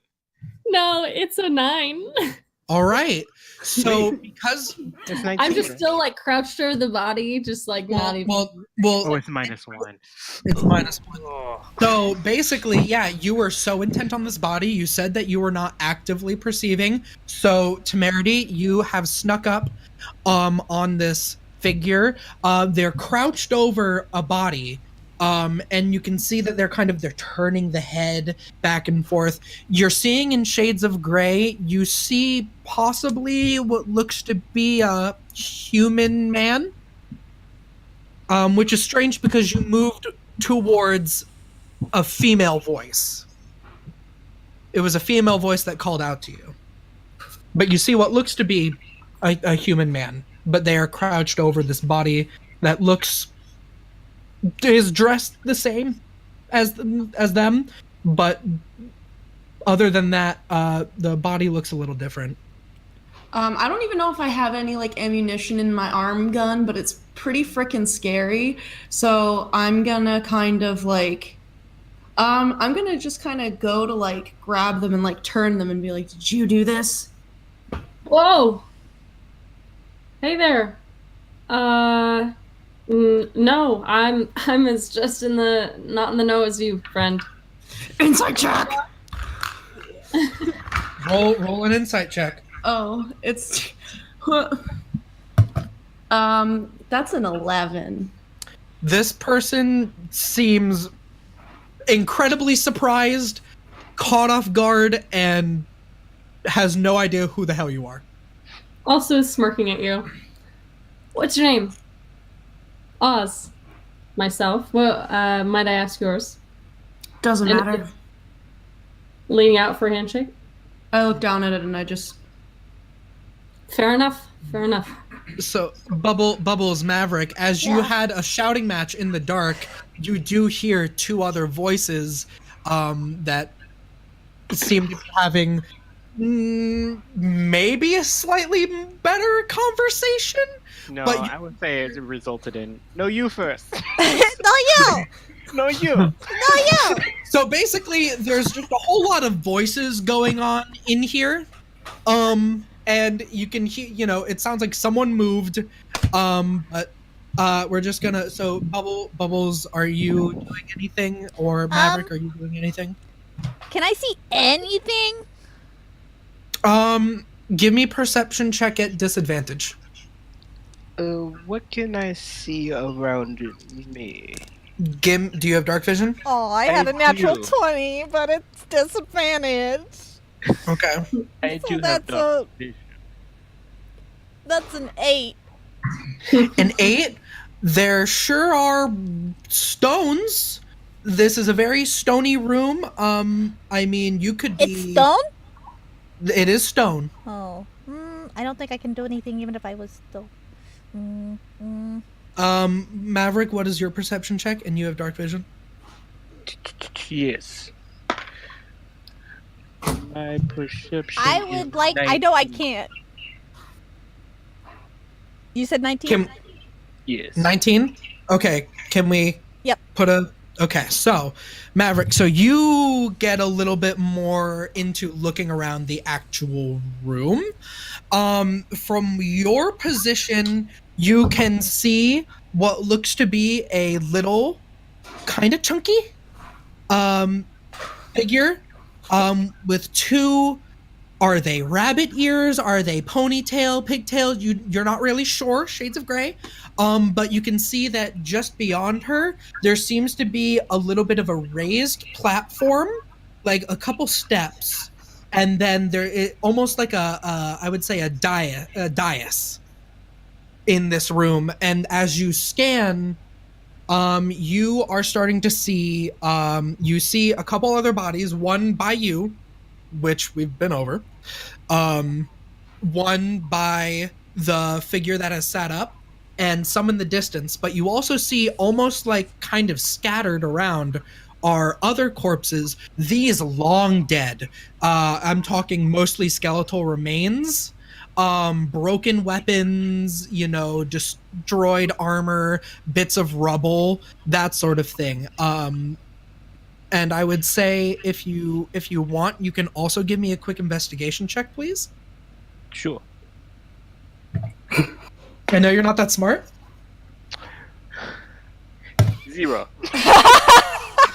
Yeah, you're just like, whoa, lot of dead bodies and a stone dais. At this point, though, Quick question. Yes. What is the dais? So kind of like a raised, not entirely an altar, but sort of like just a raised part of the floor, and it looks like that there is some sort of pedestal, I would say, or stand that, what would I describe it to in your mind? It looks like just like a really tall bar stool. So like there's steps, and then a raised stone platform, and then a tall bar stool. You said bar stool. I want to sit on it. All right. Well, so I wanted to try. Yeah. I know I can't. Christy knows I can't, Yes. but Bubbles doesn't know. She's going to try to tremor sense to see who's Right. all around her. You put your hand down to the stone, you close your eyes, and you focus, and you can't feel anything. Not in the sense that nothing is moving, because now you hear something moving toward you. Little plap, plap, plap, plap, plap. But strangely, you can't seem to pick up on the vibrations that you normally felt pretty attuned to. Okay, so I'm gonna, as all of this is happening, the blue kind of torchlight that had been at the ceiling that wasn't really revealing anything, you see now as more lights of these almost blue torches, they light up along the sides of the room. And as they light up, the flame does not move, but it merely just ignites in a blue flame, and it slowly makes its way all the way down to the floor. Maverick, you're moving towards this dais. Everybody give me just one more perception check with no disadvantage. 18. 19. 18, 19, 12. 12, 15. 15. All right. So as everything is thrown into this blue flame light, you now can see all of you in various states around the room. Temerity, you see in front of you a human man, youngish of face. Oz, you see around middle-aged tiefling woman, younger. Yeah, sorry, that's right. You are. I was thinking you were older than you were. I'm confusing you with somebody. Sorry. You see a older than you tiefling woman, but what really catches your eye is one whole arm seems to be of this strange metallic construct, and she has these large tiefling horns, and you can see glinting off of one of the horns some more metal. Off in the distance, another two, what looks to be bubbles coming towards you. A strange furry monkey man just kind of happily plapping his way towards you. And Maverick, you see in front of you this sweet little halfling girl with pigtails. And for all of you, you are all in mostly just plain clothes.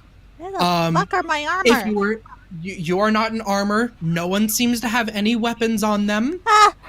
And as you look around, and just a quick layout of this room, it's a stone room with these lights going down the walls from the ceiling. In the center of the room, yes, there's this raised stone pedestal with kind of a raised stone, dais, with then like a pedestal on top of it that looked like it, might have had something sitting on it, like almost like a display case in a museum, but it's empty. And on one side, past where Maverick is, away from where he's moving, a gigantic, probably 30-foot tall stone door, and all around this room, signs of battle. All right, so I'm talking scorch marks from spells, broken rubble, and a lot of corpses, broken weapons, dried blood, that sort of thing, skeletons, all of that. It looks like a really big battle went on in here, and then obviously you all seem to have corpses of yourselves. Go. I'm gonna look at the. Is she how tall is I would say she's probably like about 5'9" before the horns. Mm-hmm. The horns are pretty big, and the bases of them kind of like twist, but then they like go out at an angle and then go straight out. Okay. Much like a giant eland or whatever this creature is in Africa. I don't know. Did you say a giant Ellen? I heard a giant Ellen too. E-L-E-N-D, like a, And you get a corpse, and And you get a corpse, and you get a corpse. Welcome to. Ellen DeGeneres. is Ellen in- does it. Ellen does it too. Oh, well, yeah. She just does it in the gay way. So gay. Yeah, so like 5'9". okay. Just Oz is about 5'8", so you're like a little bit You're tall. pretty like eye to eye. Now I didn't fully explain how Oz looks. Yeah, I was gonna say he's very pale, and more Korean eyes, and then like if we were using U.S. terms, he'd be like Korean American, and then white hair, and like really blue eyes with like really red circles underneath them, like really noticeable like redness under his eyes, and he's constantly got this like smirk on his face, like the little cat mouth.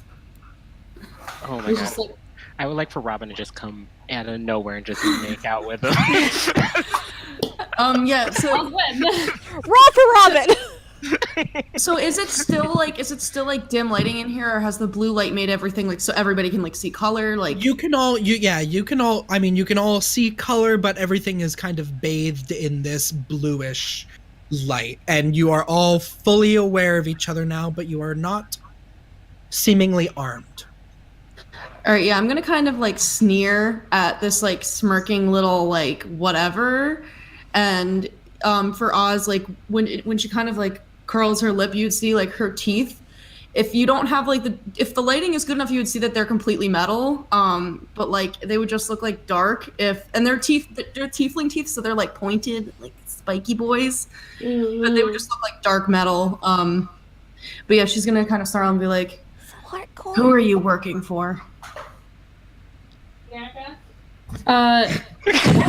are you working for? Oh. Anyway, guys, make sure you go on Twitter and suggest some Right. names with the Sorry, hashtag name day. That's fine. it That is- was perfect timing. It is 10:11, so we are coming into the last hour, because I know Victoria, you have to go, so we're just so everyone's aware. But we're into it now, boys and girls. I imagine Oz is still like I'm not working for anybody, but I'd like to know what that is right there. That sexy piece on your arm. You don't need to know jack shit, pretty boy. Get up. We need to get out of here. Fair? We can talk about that later. But I'd like a look if you don't mind. Nah. No one works here. I am very thirsty. Tara! I turn around and see the monkey. I'm like, Yeah. Yeah, we both just kind of like. Yeah, so Bubbles, you had this like monkey creature kind of approaching you in the dark and then kind of was thrown into light just as he was kind of right in front of your face. What would you do? Probably jump back? No, I jump back! I jump back! You jump back and you stumble over your own body. Kind of covered in blood and wounds and stuff. She is also not wearing any armor. You do not see your axe or It was a anything. hammer, but yeah. Or your hammer. Sorry, you have a hammer. I'm so bad about my characters. It's okay. You don't, and none of your magic items, Oh, no. anything. Oh no. What I've you been do robbed. notice is she is wearing this necklace. Once again, following the description of what I had earlier, a kind of shield-shaped necklace, very simple otherwise, 2 crossed swords and a hand with a spiral.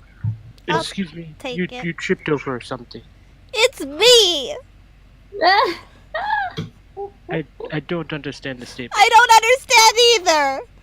The collector's supposed to be in jail forever and ever! Why is he doing this again? The collector, you say? Yeah, he's an asshole.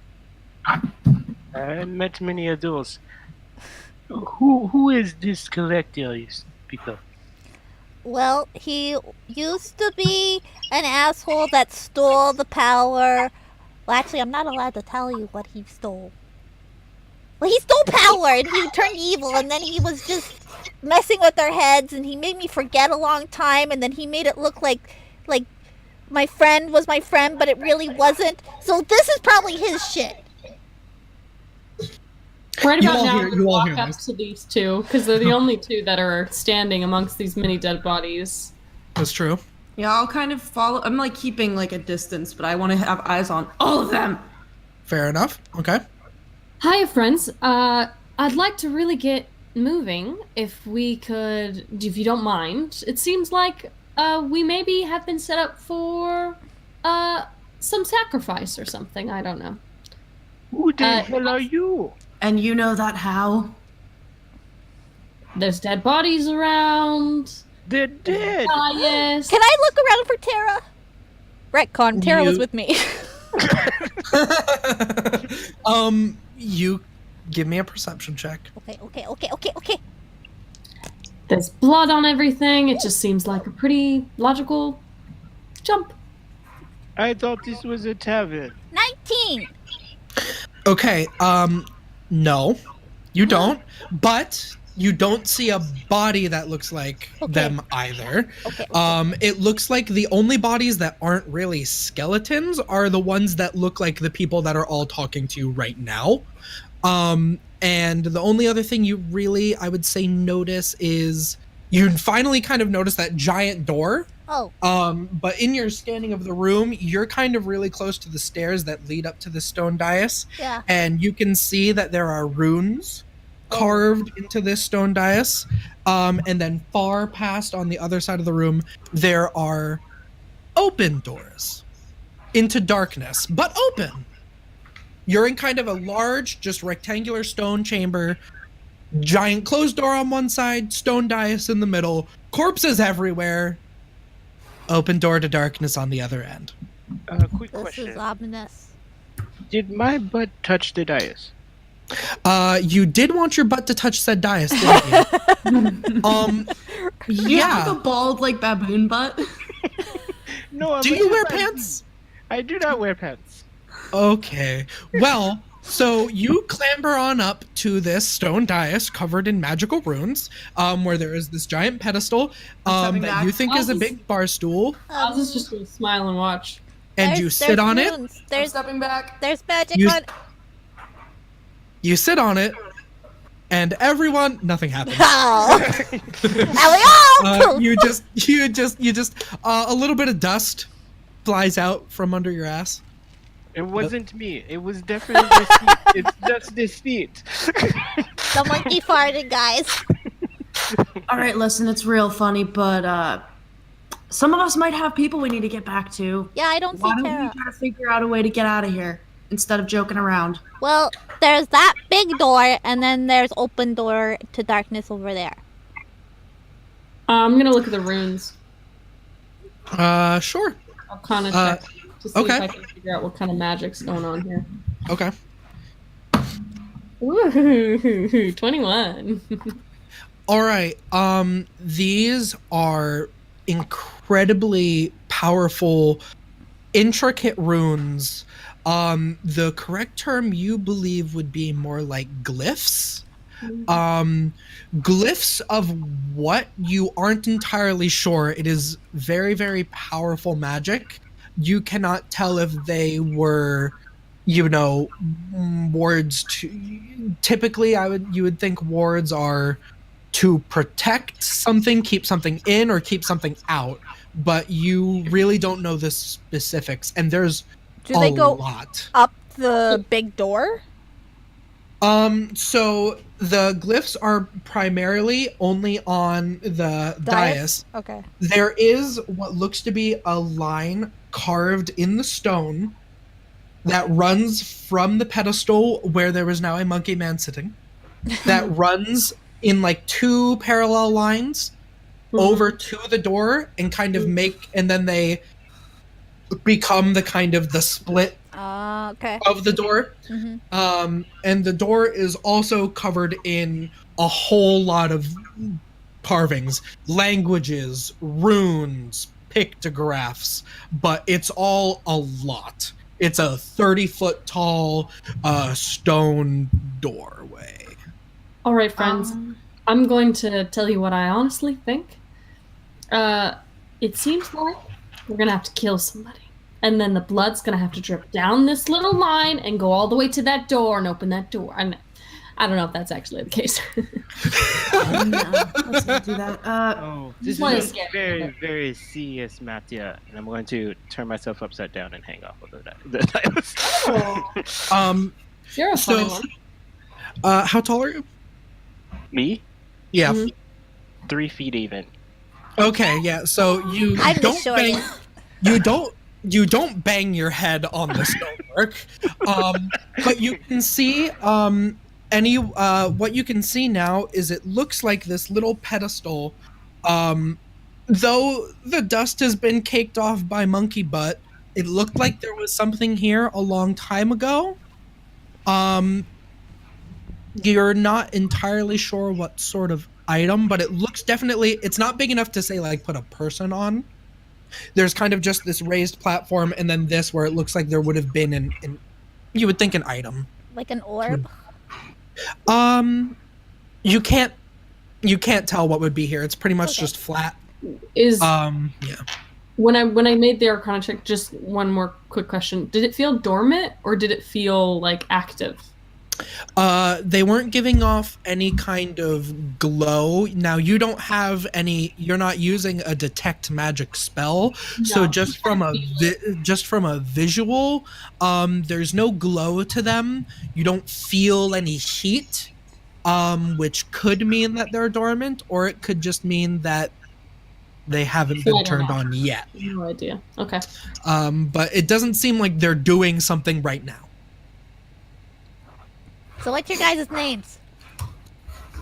Oz. Nice to meet you. What's your name? Hi, I'm Bubbles. Nice to meet you, Bubbles. You're pretty cute. Oh, thank you. I like that hair. Thanks, me too. Hey, Monkey, what's your name? Me, Maverick. Maverick. Oz, Maverick. Who are you? I'm just turning around and starting to like search all the bodies. I think she needs a hug. The Mine. the fresh bodies or the very, very dead bodies? The very dead ones. And what are you searching for? Anything useful, like anything that I can scavenge, like to try to like help me like survive in all of this? Because I'm kind of like, I feel like she's kind of used to having to like scrounge for parts for stuff and like. That's fair. Give me an investigation check as you go around and look through this rubble. It's not very good. Okay.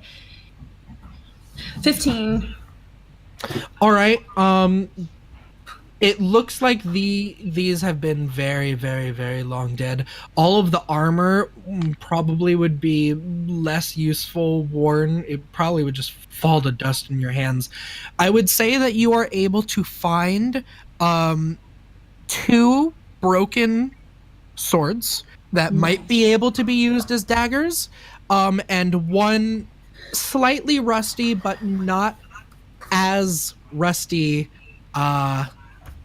long sword. But mark all of those as daggers -1 and longsword -1. You probably rolled a 15 because I came to hug your leg. I'm sorry, what? I said when you didn't tell me your name, I'm like, oh, she probably needs a hug, and then Maverick went over to give you a hug. And I said, better not do that. Oh, it's done. Is he on my robo leg or is he on the meaty leg?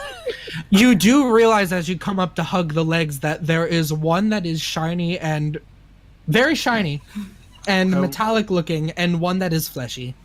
Which one is the thickest? Probably the meat one. Going for the meat. He loves the thickness. I'm gonna kind of like look down and snarl. Can I try to pick him up by his tail? Does he have a tail? He does have a tail. I'm gonna try to pick him up by his tail. Are you going to give me a contested roll? What am I contesting with? Athletics? I would say acrobatics for you. I rolled a 10. I rolled a 9 and I have a 6. So I put a scurry around the body. Yeah. You try to reach down, but it seems that the tail twitches, and this monkey man seems to move with.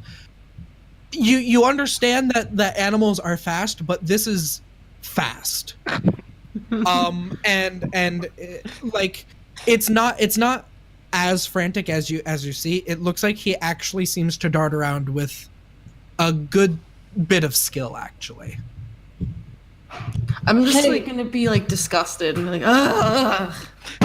Hey, do you mind giving me one of those little broken swords there?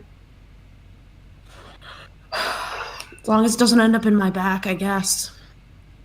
Why would it end up in your back? I'll give him.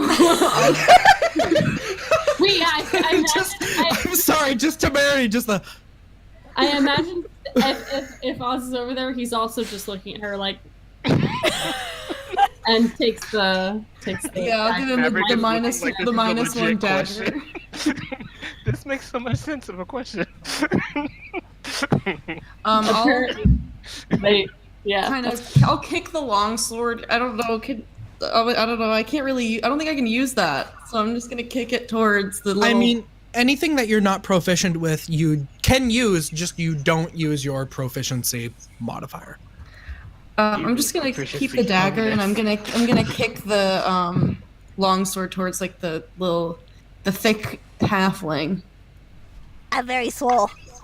You get a -1 longsword. Hey, you shouldn't kick weapons, you know. They might have feelings. And I pick it up and I give it a hug. I kind of glance at the human male for a second. She's kind of right. They might. So. You do think about what the halfling says, and you do know that is true. Yeah. I'm like. Alright, I'm going to that door, that empty blackness. Anybody want to come? Are we hitting things? Walking backwards, like. Are we hitting things? I want to look around for a stick. A stick. I give him. I want to look at him. Give me an investigation. Just give me an investigation check. Why? Because you're trying to find a good. I know what you're trying to do. You're trying to find a good stick. 12? All right. You find what looks to be basically a spear with the very, very deadly pointy end broken off, which means it's a great stick. I take the stick, I break off the pointy thing, and I take it with me. It's already broken It's off. already broken off. You have a quarterstaff -1. All right. Let's go. We know, Yeah, obviously not getting through that door, so let's go this way. Everybody up for that? Sure. Guess so. Let's do it. All right. As you gather together and you leave this room behind, you make your way out into the darkness. Immediately, for 3 of you, you realize it's really flipping dark in here. So Temerity, you take the lead. Yeah, I was And gonna say. you continue for a little bit down this stone hallway, and you come to a technically 4-way intersection, but one is the way that you've gone. So there's a path to your left and right, and then there's continuing straight forward. I will say that straight on forward, you seem to hear sounds. Because it's so silent in here, but that's all you know. There's sounds up ahead. Yeah, I guess when the rest of the group gets kind of close, I'm just gonna kind of like put my hand out and like, shh. Without saying anything, my hand goes right over to Bubbles. Yeah, because she's gonna go hello. Not even to cover the mouth, I'm just gonna hold Bubbles' hands. Oh, thank you. All right.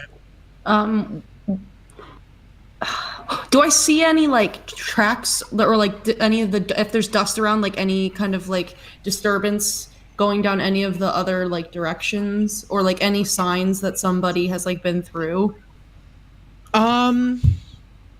Give me a survival check. Gah. Oh, actually, I'm proficient in that. Ha. Oh, 17. All right. So what you notice, so there is basically a big kicking of dust, and you can see that there was basically another set of doors, but those had been basically pushed open almost with like force.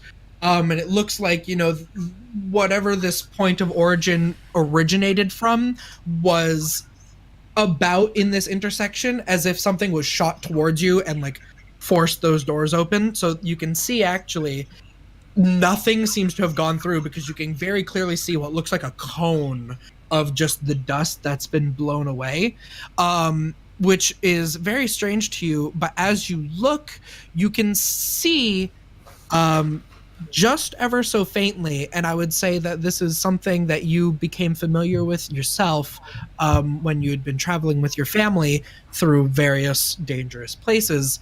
On the corner of one of the intersections, there looks like a little X has been kind of cut into the stone, almost as like a marker. We're relying on you here, Han. I'm gonna That's- creep forward and, I don't know, look at it. Okay. What is it? It looks like as you go up to it, you can see that 2 of these paths have been marked. The ones off to the sides are marked with these little X's. It looks like just like something that was cut in with a blade. Whereas the one directly ahead of you is merely just a slash. I'll creep back and relay my findings. Left and right marked with a cross. Straight ahead marked with a slash.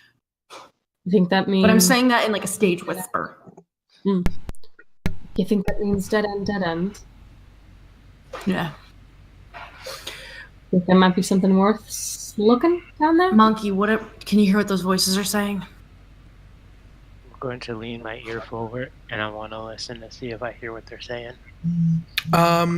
Give me a perception check. Which I haven't managed on. Can I aid him so I listen too and give him advantage? I already believe has he already has Already has advantage. advantage. Oh, okay, never mind. He has keen hearing. Never Yeah. mind.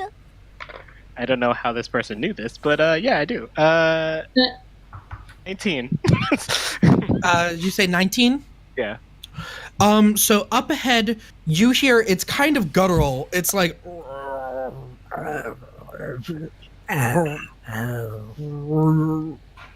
not words. Guttural, almost like moaning. It sounds distressed, but not words. I'm going to, very quietly tap on Temerity's shoulder. First I flinch at him and then I kind of reluctantly lean down. I don't like the monkey touching me. It's hairy. I'm going to get real close to Temerity's ear, and I'm going to go, Are you gonna lick it?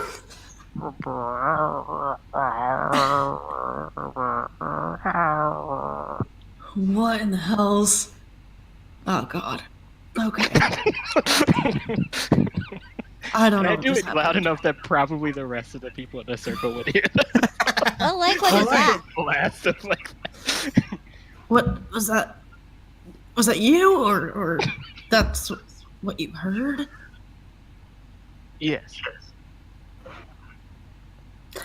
Just creep forward. Let's go. Yeah. We have to get out of here. Can I check my arm for bullets? I want to find Tara. Yeah, that doesn't require a roll. It looks like so what you do is you flip what is kind of like a little safety lever, and the palm of your hand basically lifts up, and you can see inside there's kind of like a little bit of a clockwork spring mechanism with the hammers. And you can see two of the little barrels of your fingers are empty, and two seem to have two little metal balls inside. God, I only have two. Oh right. Oh god. I'm taking Bubbles' hand, and I'm leading forward. Oh yeah. All right. Let's go. Are you System. you're just going forward? Unless someone tells me to stealth, Bubbles doesn't stealth. I said let's go quietly. Okay, then I will go quietly. If she said let's go quietly. Oz, you seem a little. What are you doing? I want to just, if they're gonna start to sneak forward, I'm just gonna let them go for 10 feet, 15 feet, and then I'm gonna just Arrow, Aggie, you there? Am I hearing any response? You feel very, very drained and empty and cold. You call out in the back of your mind, and it's almost like when you speak out in this place, you almost feel your own voice in your head reverberate to the backest parts of your senses, and nothing comes back to you. Fuck. That's loud enough for anyone to hear. All right. For those that are moving forward, though, give me stealth checks. I rolled a 12. I rolled green ones well. are really 22. 23. Oh, no. Oh, I didn't do very good. I rolled a 5. You told me to be quiet. All right. You start to realize that having someone with a metal leg walking on a stone floor is not that quiet, especially as everything echoes out. With the 22 and 23, can we help that at all? I would so I would say that for the most part, the rest of you are being quiet. There's not much you can do besides carry Temerity. I had an idea. Can I try? Can I attempt? Okay, so they go forward for a bit, and you can see they're being loud. You're like, I'll just be like, dear, just stop for a second. How much? No, yeah, you friend, you're as loud as can be. off in the distance. I'm going to do that exact same thing, but much quieter. I would like to mimic as well if Maverick does it. So you mimic it back.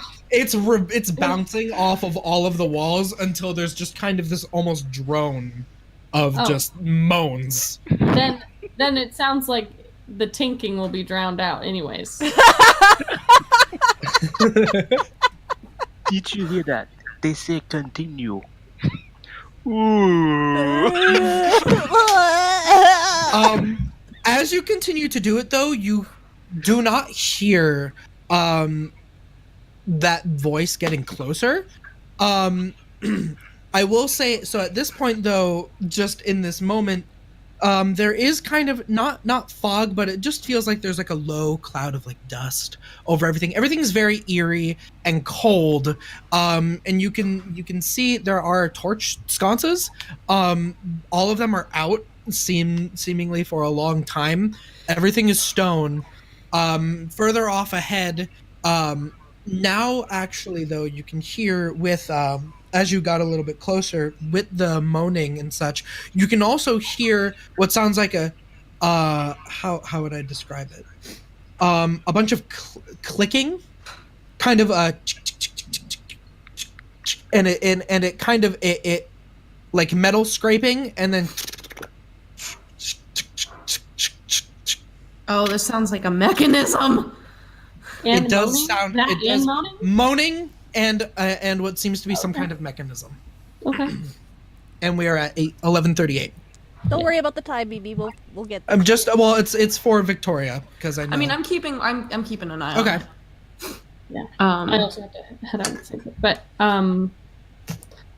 I mean, just to be safe, how much clothes am I wearing, by the way?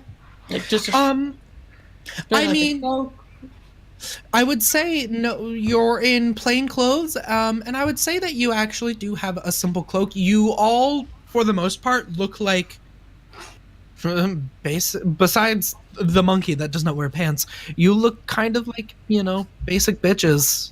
I'll take the cloak and travelers. I'm gonna take the cloak. I'm gonna be like, do we have shoes on? You I do. not. He does not. You do. But You're wearing a full outfit. I'm asking if if Temerity. Temerity, Do you if wear? I can help muffle with my cloak. Yeah. Do you wear like a boot on your metal leg? I'm kind of assuming that the mechanism for that is significantly simpler than like the arm, so it's probably more of like almost like a little peg leg. Mm-hmm. Okay. Hiccup, like Like- a hiccup with like a little. Like Yeah. it has like an ankle kind of like joint in it, like, but it's not like a foot. Like the hand looks like an arm, but it's just and like a hand and everything. This is much simpler, so probably no shoe. Do you mind? I have the cloak.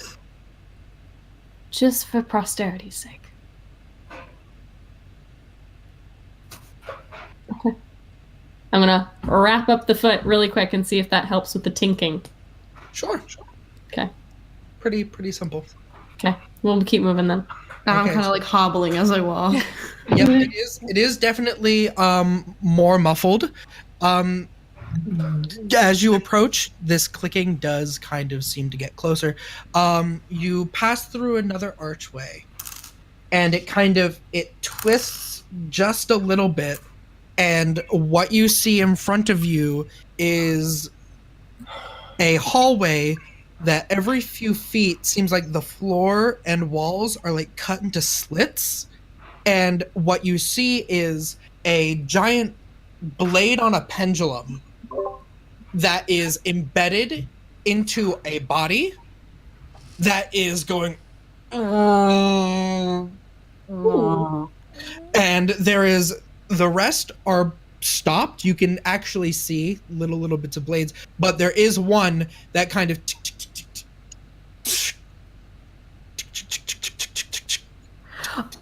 Oh, okay. Watching the blade come back on the. Is the body closer than the blade that's moving, or is it the opposite way? there are a few slits of ones that don't seem to be moving, then the body in about the middle, then another slit that isn't moving, and the last one before going into the next room. Every now and then just Can I? Is the one that's is the body like up against the wall or on the floor with it? Like, how did it seem like it hit? So the blade, basically it has gotten jammed because the blade comes down one slit in the wall, goes through and goes up the other slit. It is like pushed up into where the blade would be. It looks like they would normally be continually swinging back and forth, but the body has basically jammed the blade up in there, so it hasn't fully reset. Oz is just gonna like walk in and like lean against the wall and like look. Yeah, can I detect traps? Because I have like that ability. I can like do the locksmith, like the lockpick. So can I like check for traps? Like to see if the other ones are running that are between us and the body. Yeah, I mean anyone can check for traps. It's just an investigation check. Tools to do, yeah. Tools to disarm. Ooh, that's a 22. All right. From your understanding of mechanics, it seems like this trap has been mostly actually disabled. It seems that the last blade moving is less a marker of the trap is still functioning and more that it broke in a way that blade is in kind of a weird loop.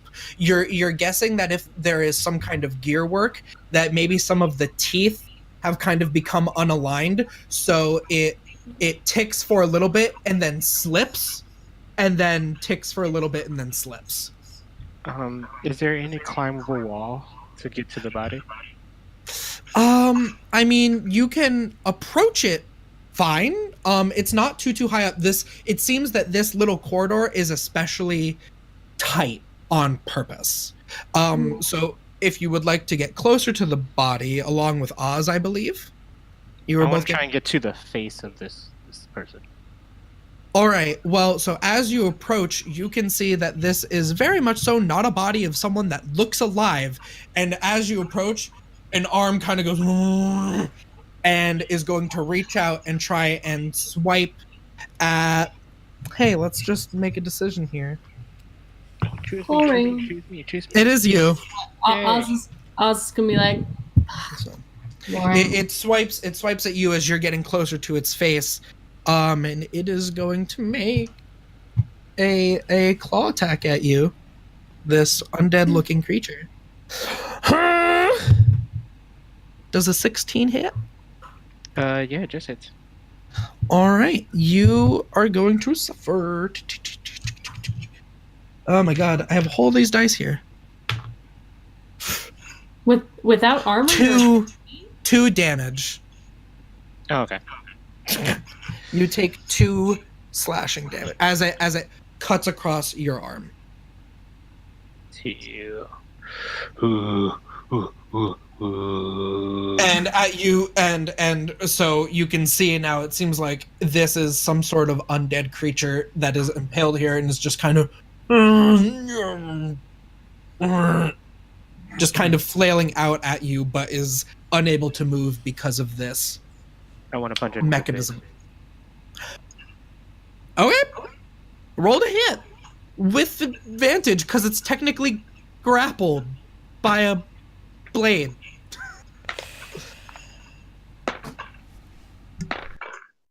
Natural 20.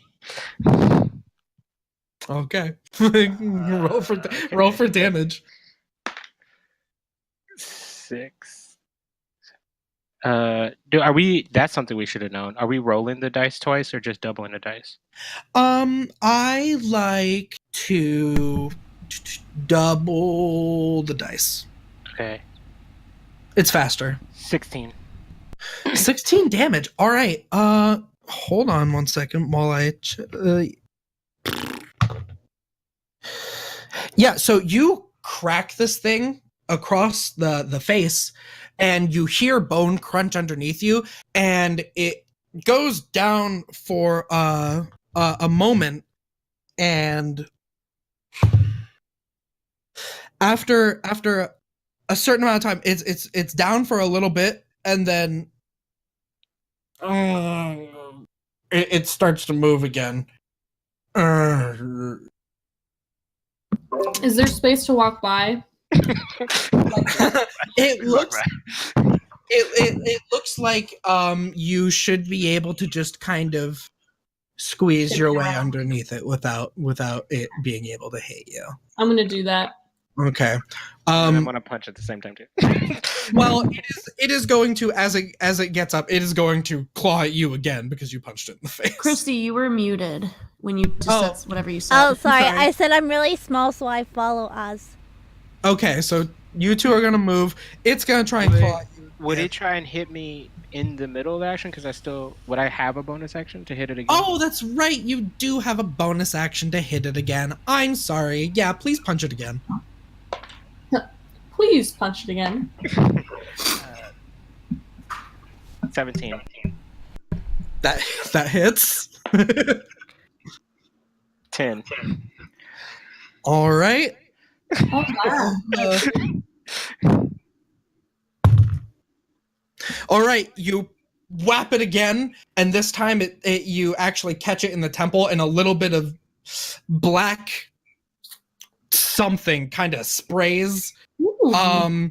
You wait. You wait. So you kind of did a,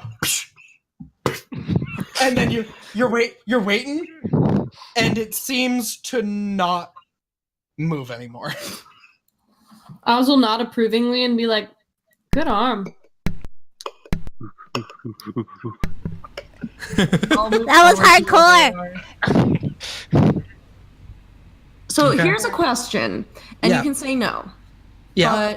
But because I have proficiency with like the thieves' tools and stuff, like a lockpick, can I have one built into my finger?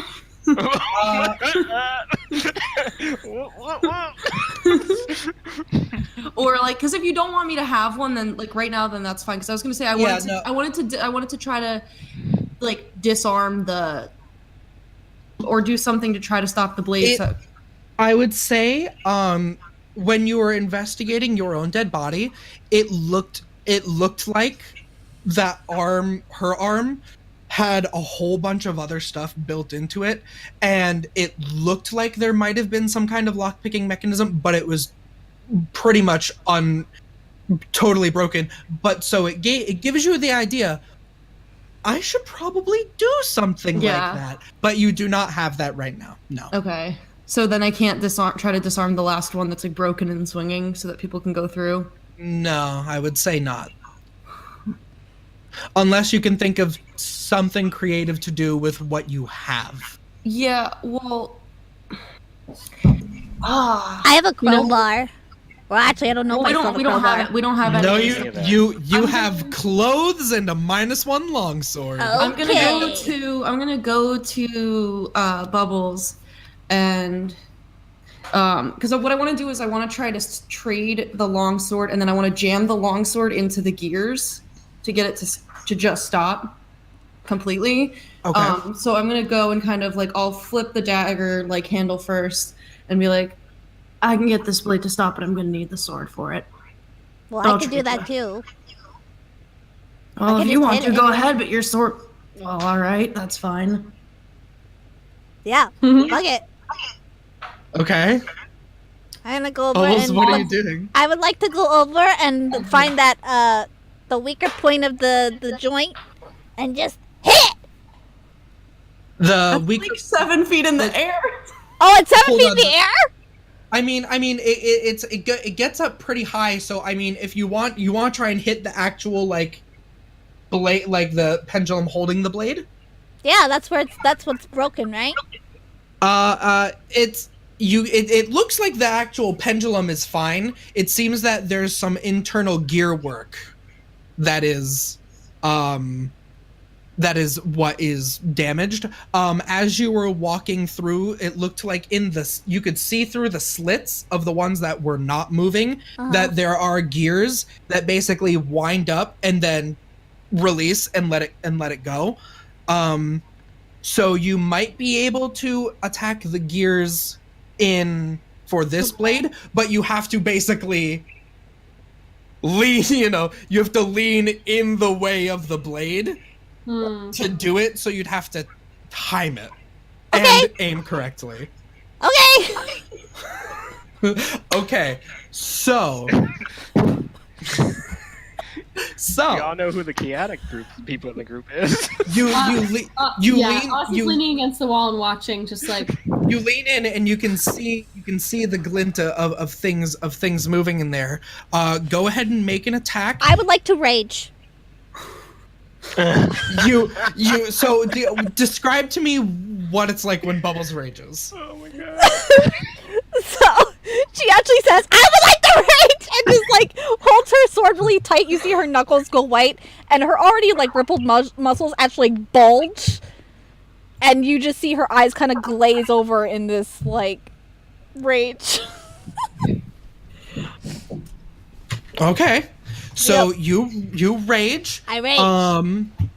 And so what you're going to do is you're going to make an attack, with this longsword. Mhm. I'm basically going to give these gears an AC. And this longsword, because it is kind of shoddy, it has a -1, so you Yeah, can that's still fine. add your I already stuff. did. I already did. Okay. Okay, so let me double check something. Foot clapping.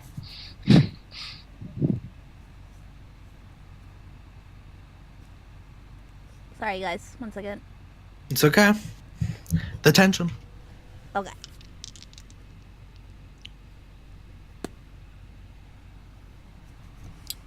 So that's not my sheet. Oh, that's a 16 to hit. All right, so you try and finesse this sword kind of in there, but basically you go for a stab. Stabbing is not, you don't do a lot of stabbing. You're kind of more of a smashy girl. So you don't tilt the blade enough that it slides through perfectly, and it starts to get stuck. You don't reach the gears just yet. Okay. And the blade, you hear make a dexterity saving throw. Lovely. Ooh. Dex save. 21. All right. Hearing the clicking behind you, your instincts kind of take over in this enraged state, and you rip. You pull the blade back out, and you duck, and the blade misses you, and then slowly starts to. One more reset. time. All right. The blade that had the zombie do we see like the hinge in the ceiling where it's like coming from? Like the point, like the pendulum kind of like point? I mean, yeah, so it looks like it is above you. And it looks to be basically what it is. How do I describe it? It's kind of like a nut and bolt on one side, and then it's just kind of like a metal loop, that looks like it has a hole in it. And it looks like the gears and stuff are what pull it back and forth. Yeah, you can see that up there. It is about maybe like 8 to 10 feet up there. Would I have But you been can see basically a line of those. I have an idea, but I want to see if Bubbles can do this first. I think I did. I rolled a dirty 20. Also, is the string or the chain or so, like, is it a chain or is it like hemp and rope? It is metal. It's a metal bar. It's all metal. But so Bubbles dodging that blade, and there's kind of like a crazy you lean back in and you stab. This time it goes through, and what you see is the tip of the blade just barely catches on the gears, and it starts to basically eat the sword, and you see it pulling the sword until it gets to about the hilt, where you just hear a and all of the ticking seems to stop, and it seems that you have jammed the gears. Did a barbarian just disable a trap? Yeah, sort of. Now she doesn't have a sword. More like broke it, and yeah, the sword is chewed up and gone. That's okay. I checked if it had feelings first. Don't worry. I want to high five Bubbles with my bloody hand. Yeah. I I was gonna say if she seems like she's calmed down, Oz will pat her on the back and be like, "Well done." Yeah, 6 seconds after that, she comes out of her rage. She's like, That felt good. Alright. Okay. Keep walking forward. It still feels like I'm weaker than I should be. That should have been way too easy. Why was that so hard? Hard to tell. Feeling the same. I want to grab the hand of Oz now.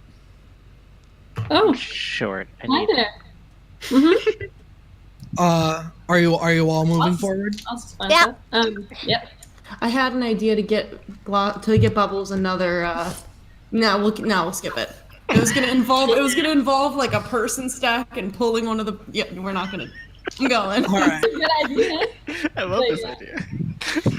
You continue on into the next room, and what is immediately apparent to you is there's a lot going on here. There is a large globe in the middle of this room with various kind of metal bands that are going around it, and there are globules of what seem to be magical light that kind of bob and float in what is a circular chamber of a room. And again, a high ceiling, this one probably maybe 40-50 feet, and I would say about 20 feet up and then continuing for another 20 feet is almost like a banner that goes all the way around the entire room, depicting the night sky and various stars. And all kind of built into this wall are more of these little metal apparatus with little orbs and things like that. It looks like you are in a giant sort of planetarium. Oh, Alana would love it here. And as you all approach in here, the lights go from a very calm white and they turn to a dark red, bathing this room in a red light as you hear shuffling and more moaning of creatures that begin to rise in this room with you. And that is where I'm going to end it for tonight. Yay! And now Ink has yet another reminder that we are the slowest moving party I wrote ever. I wrote this for like 2 weeks. This whole part was like the first day of writing. So that's fine. No, Move at our own pace. that's where I'm gonna end it for today. Yay! GG, BBs. What? Who, if, is Oz? Huh? Oh. I don't know. I I like mean-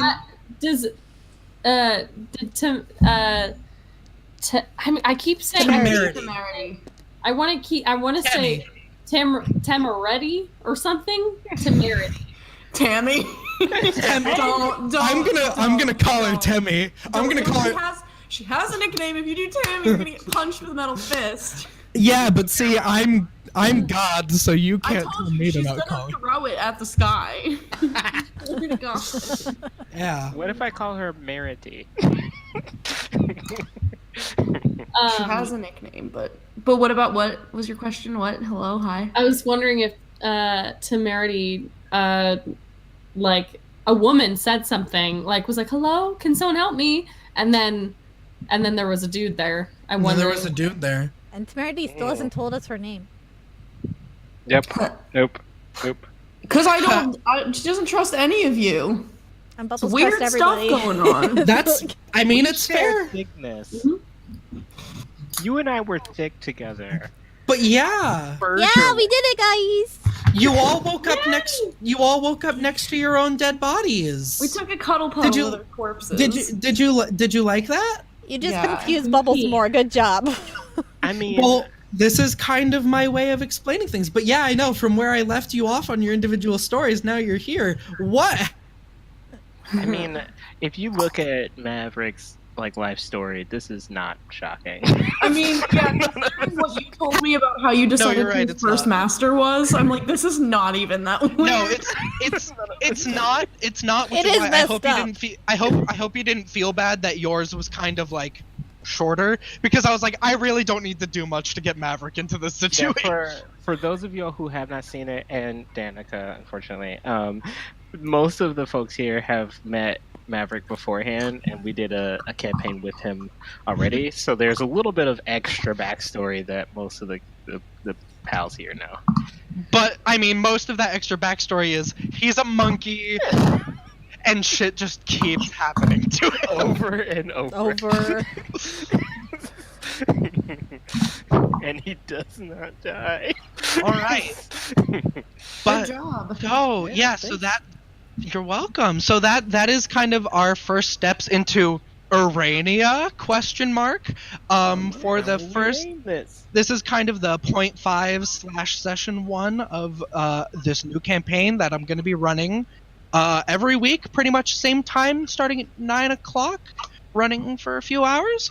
Yeah, and you can offer any, if you have any interesting, so I only had 2 ideas for this campaign, either a Hero's Wish or Uranian Tales, but if you would like to at the Proficiency Bonus Twitter account, which is at Prof Bonus on Twitter, with the hashtag NameDay, you can give submissions for ideas to name this campaign, and we may go with it.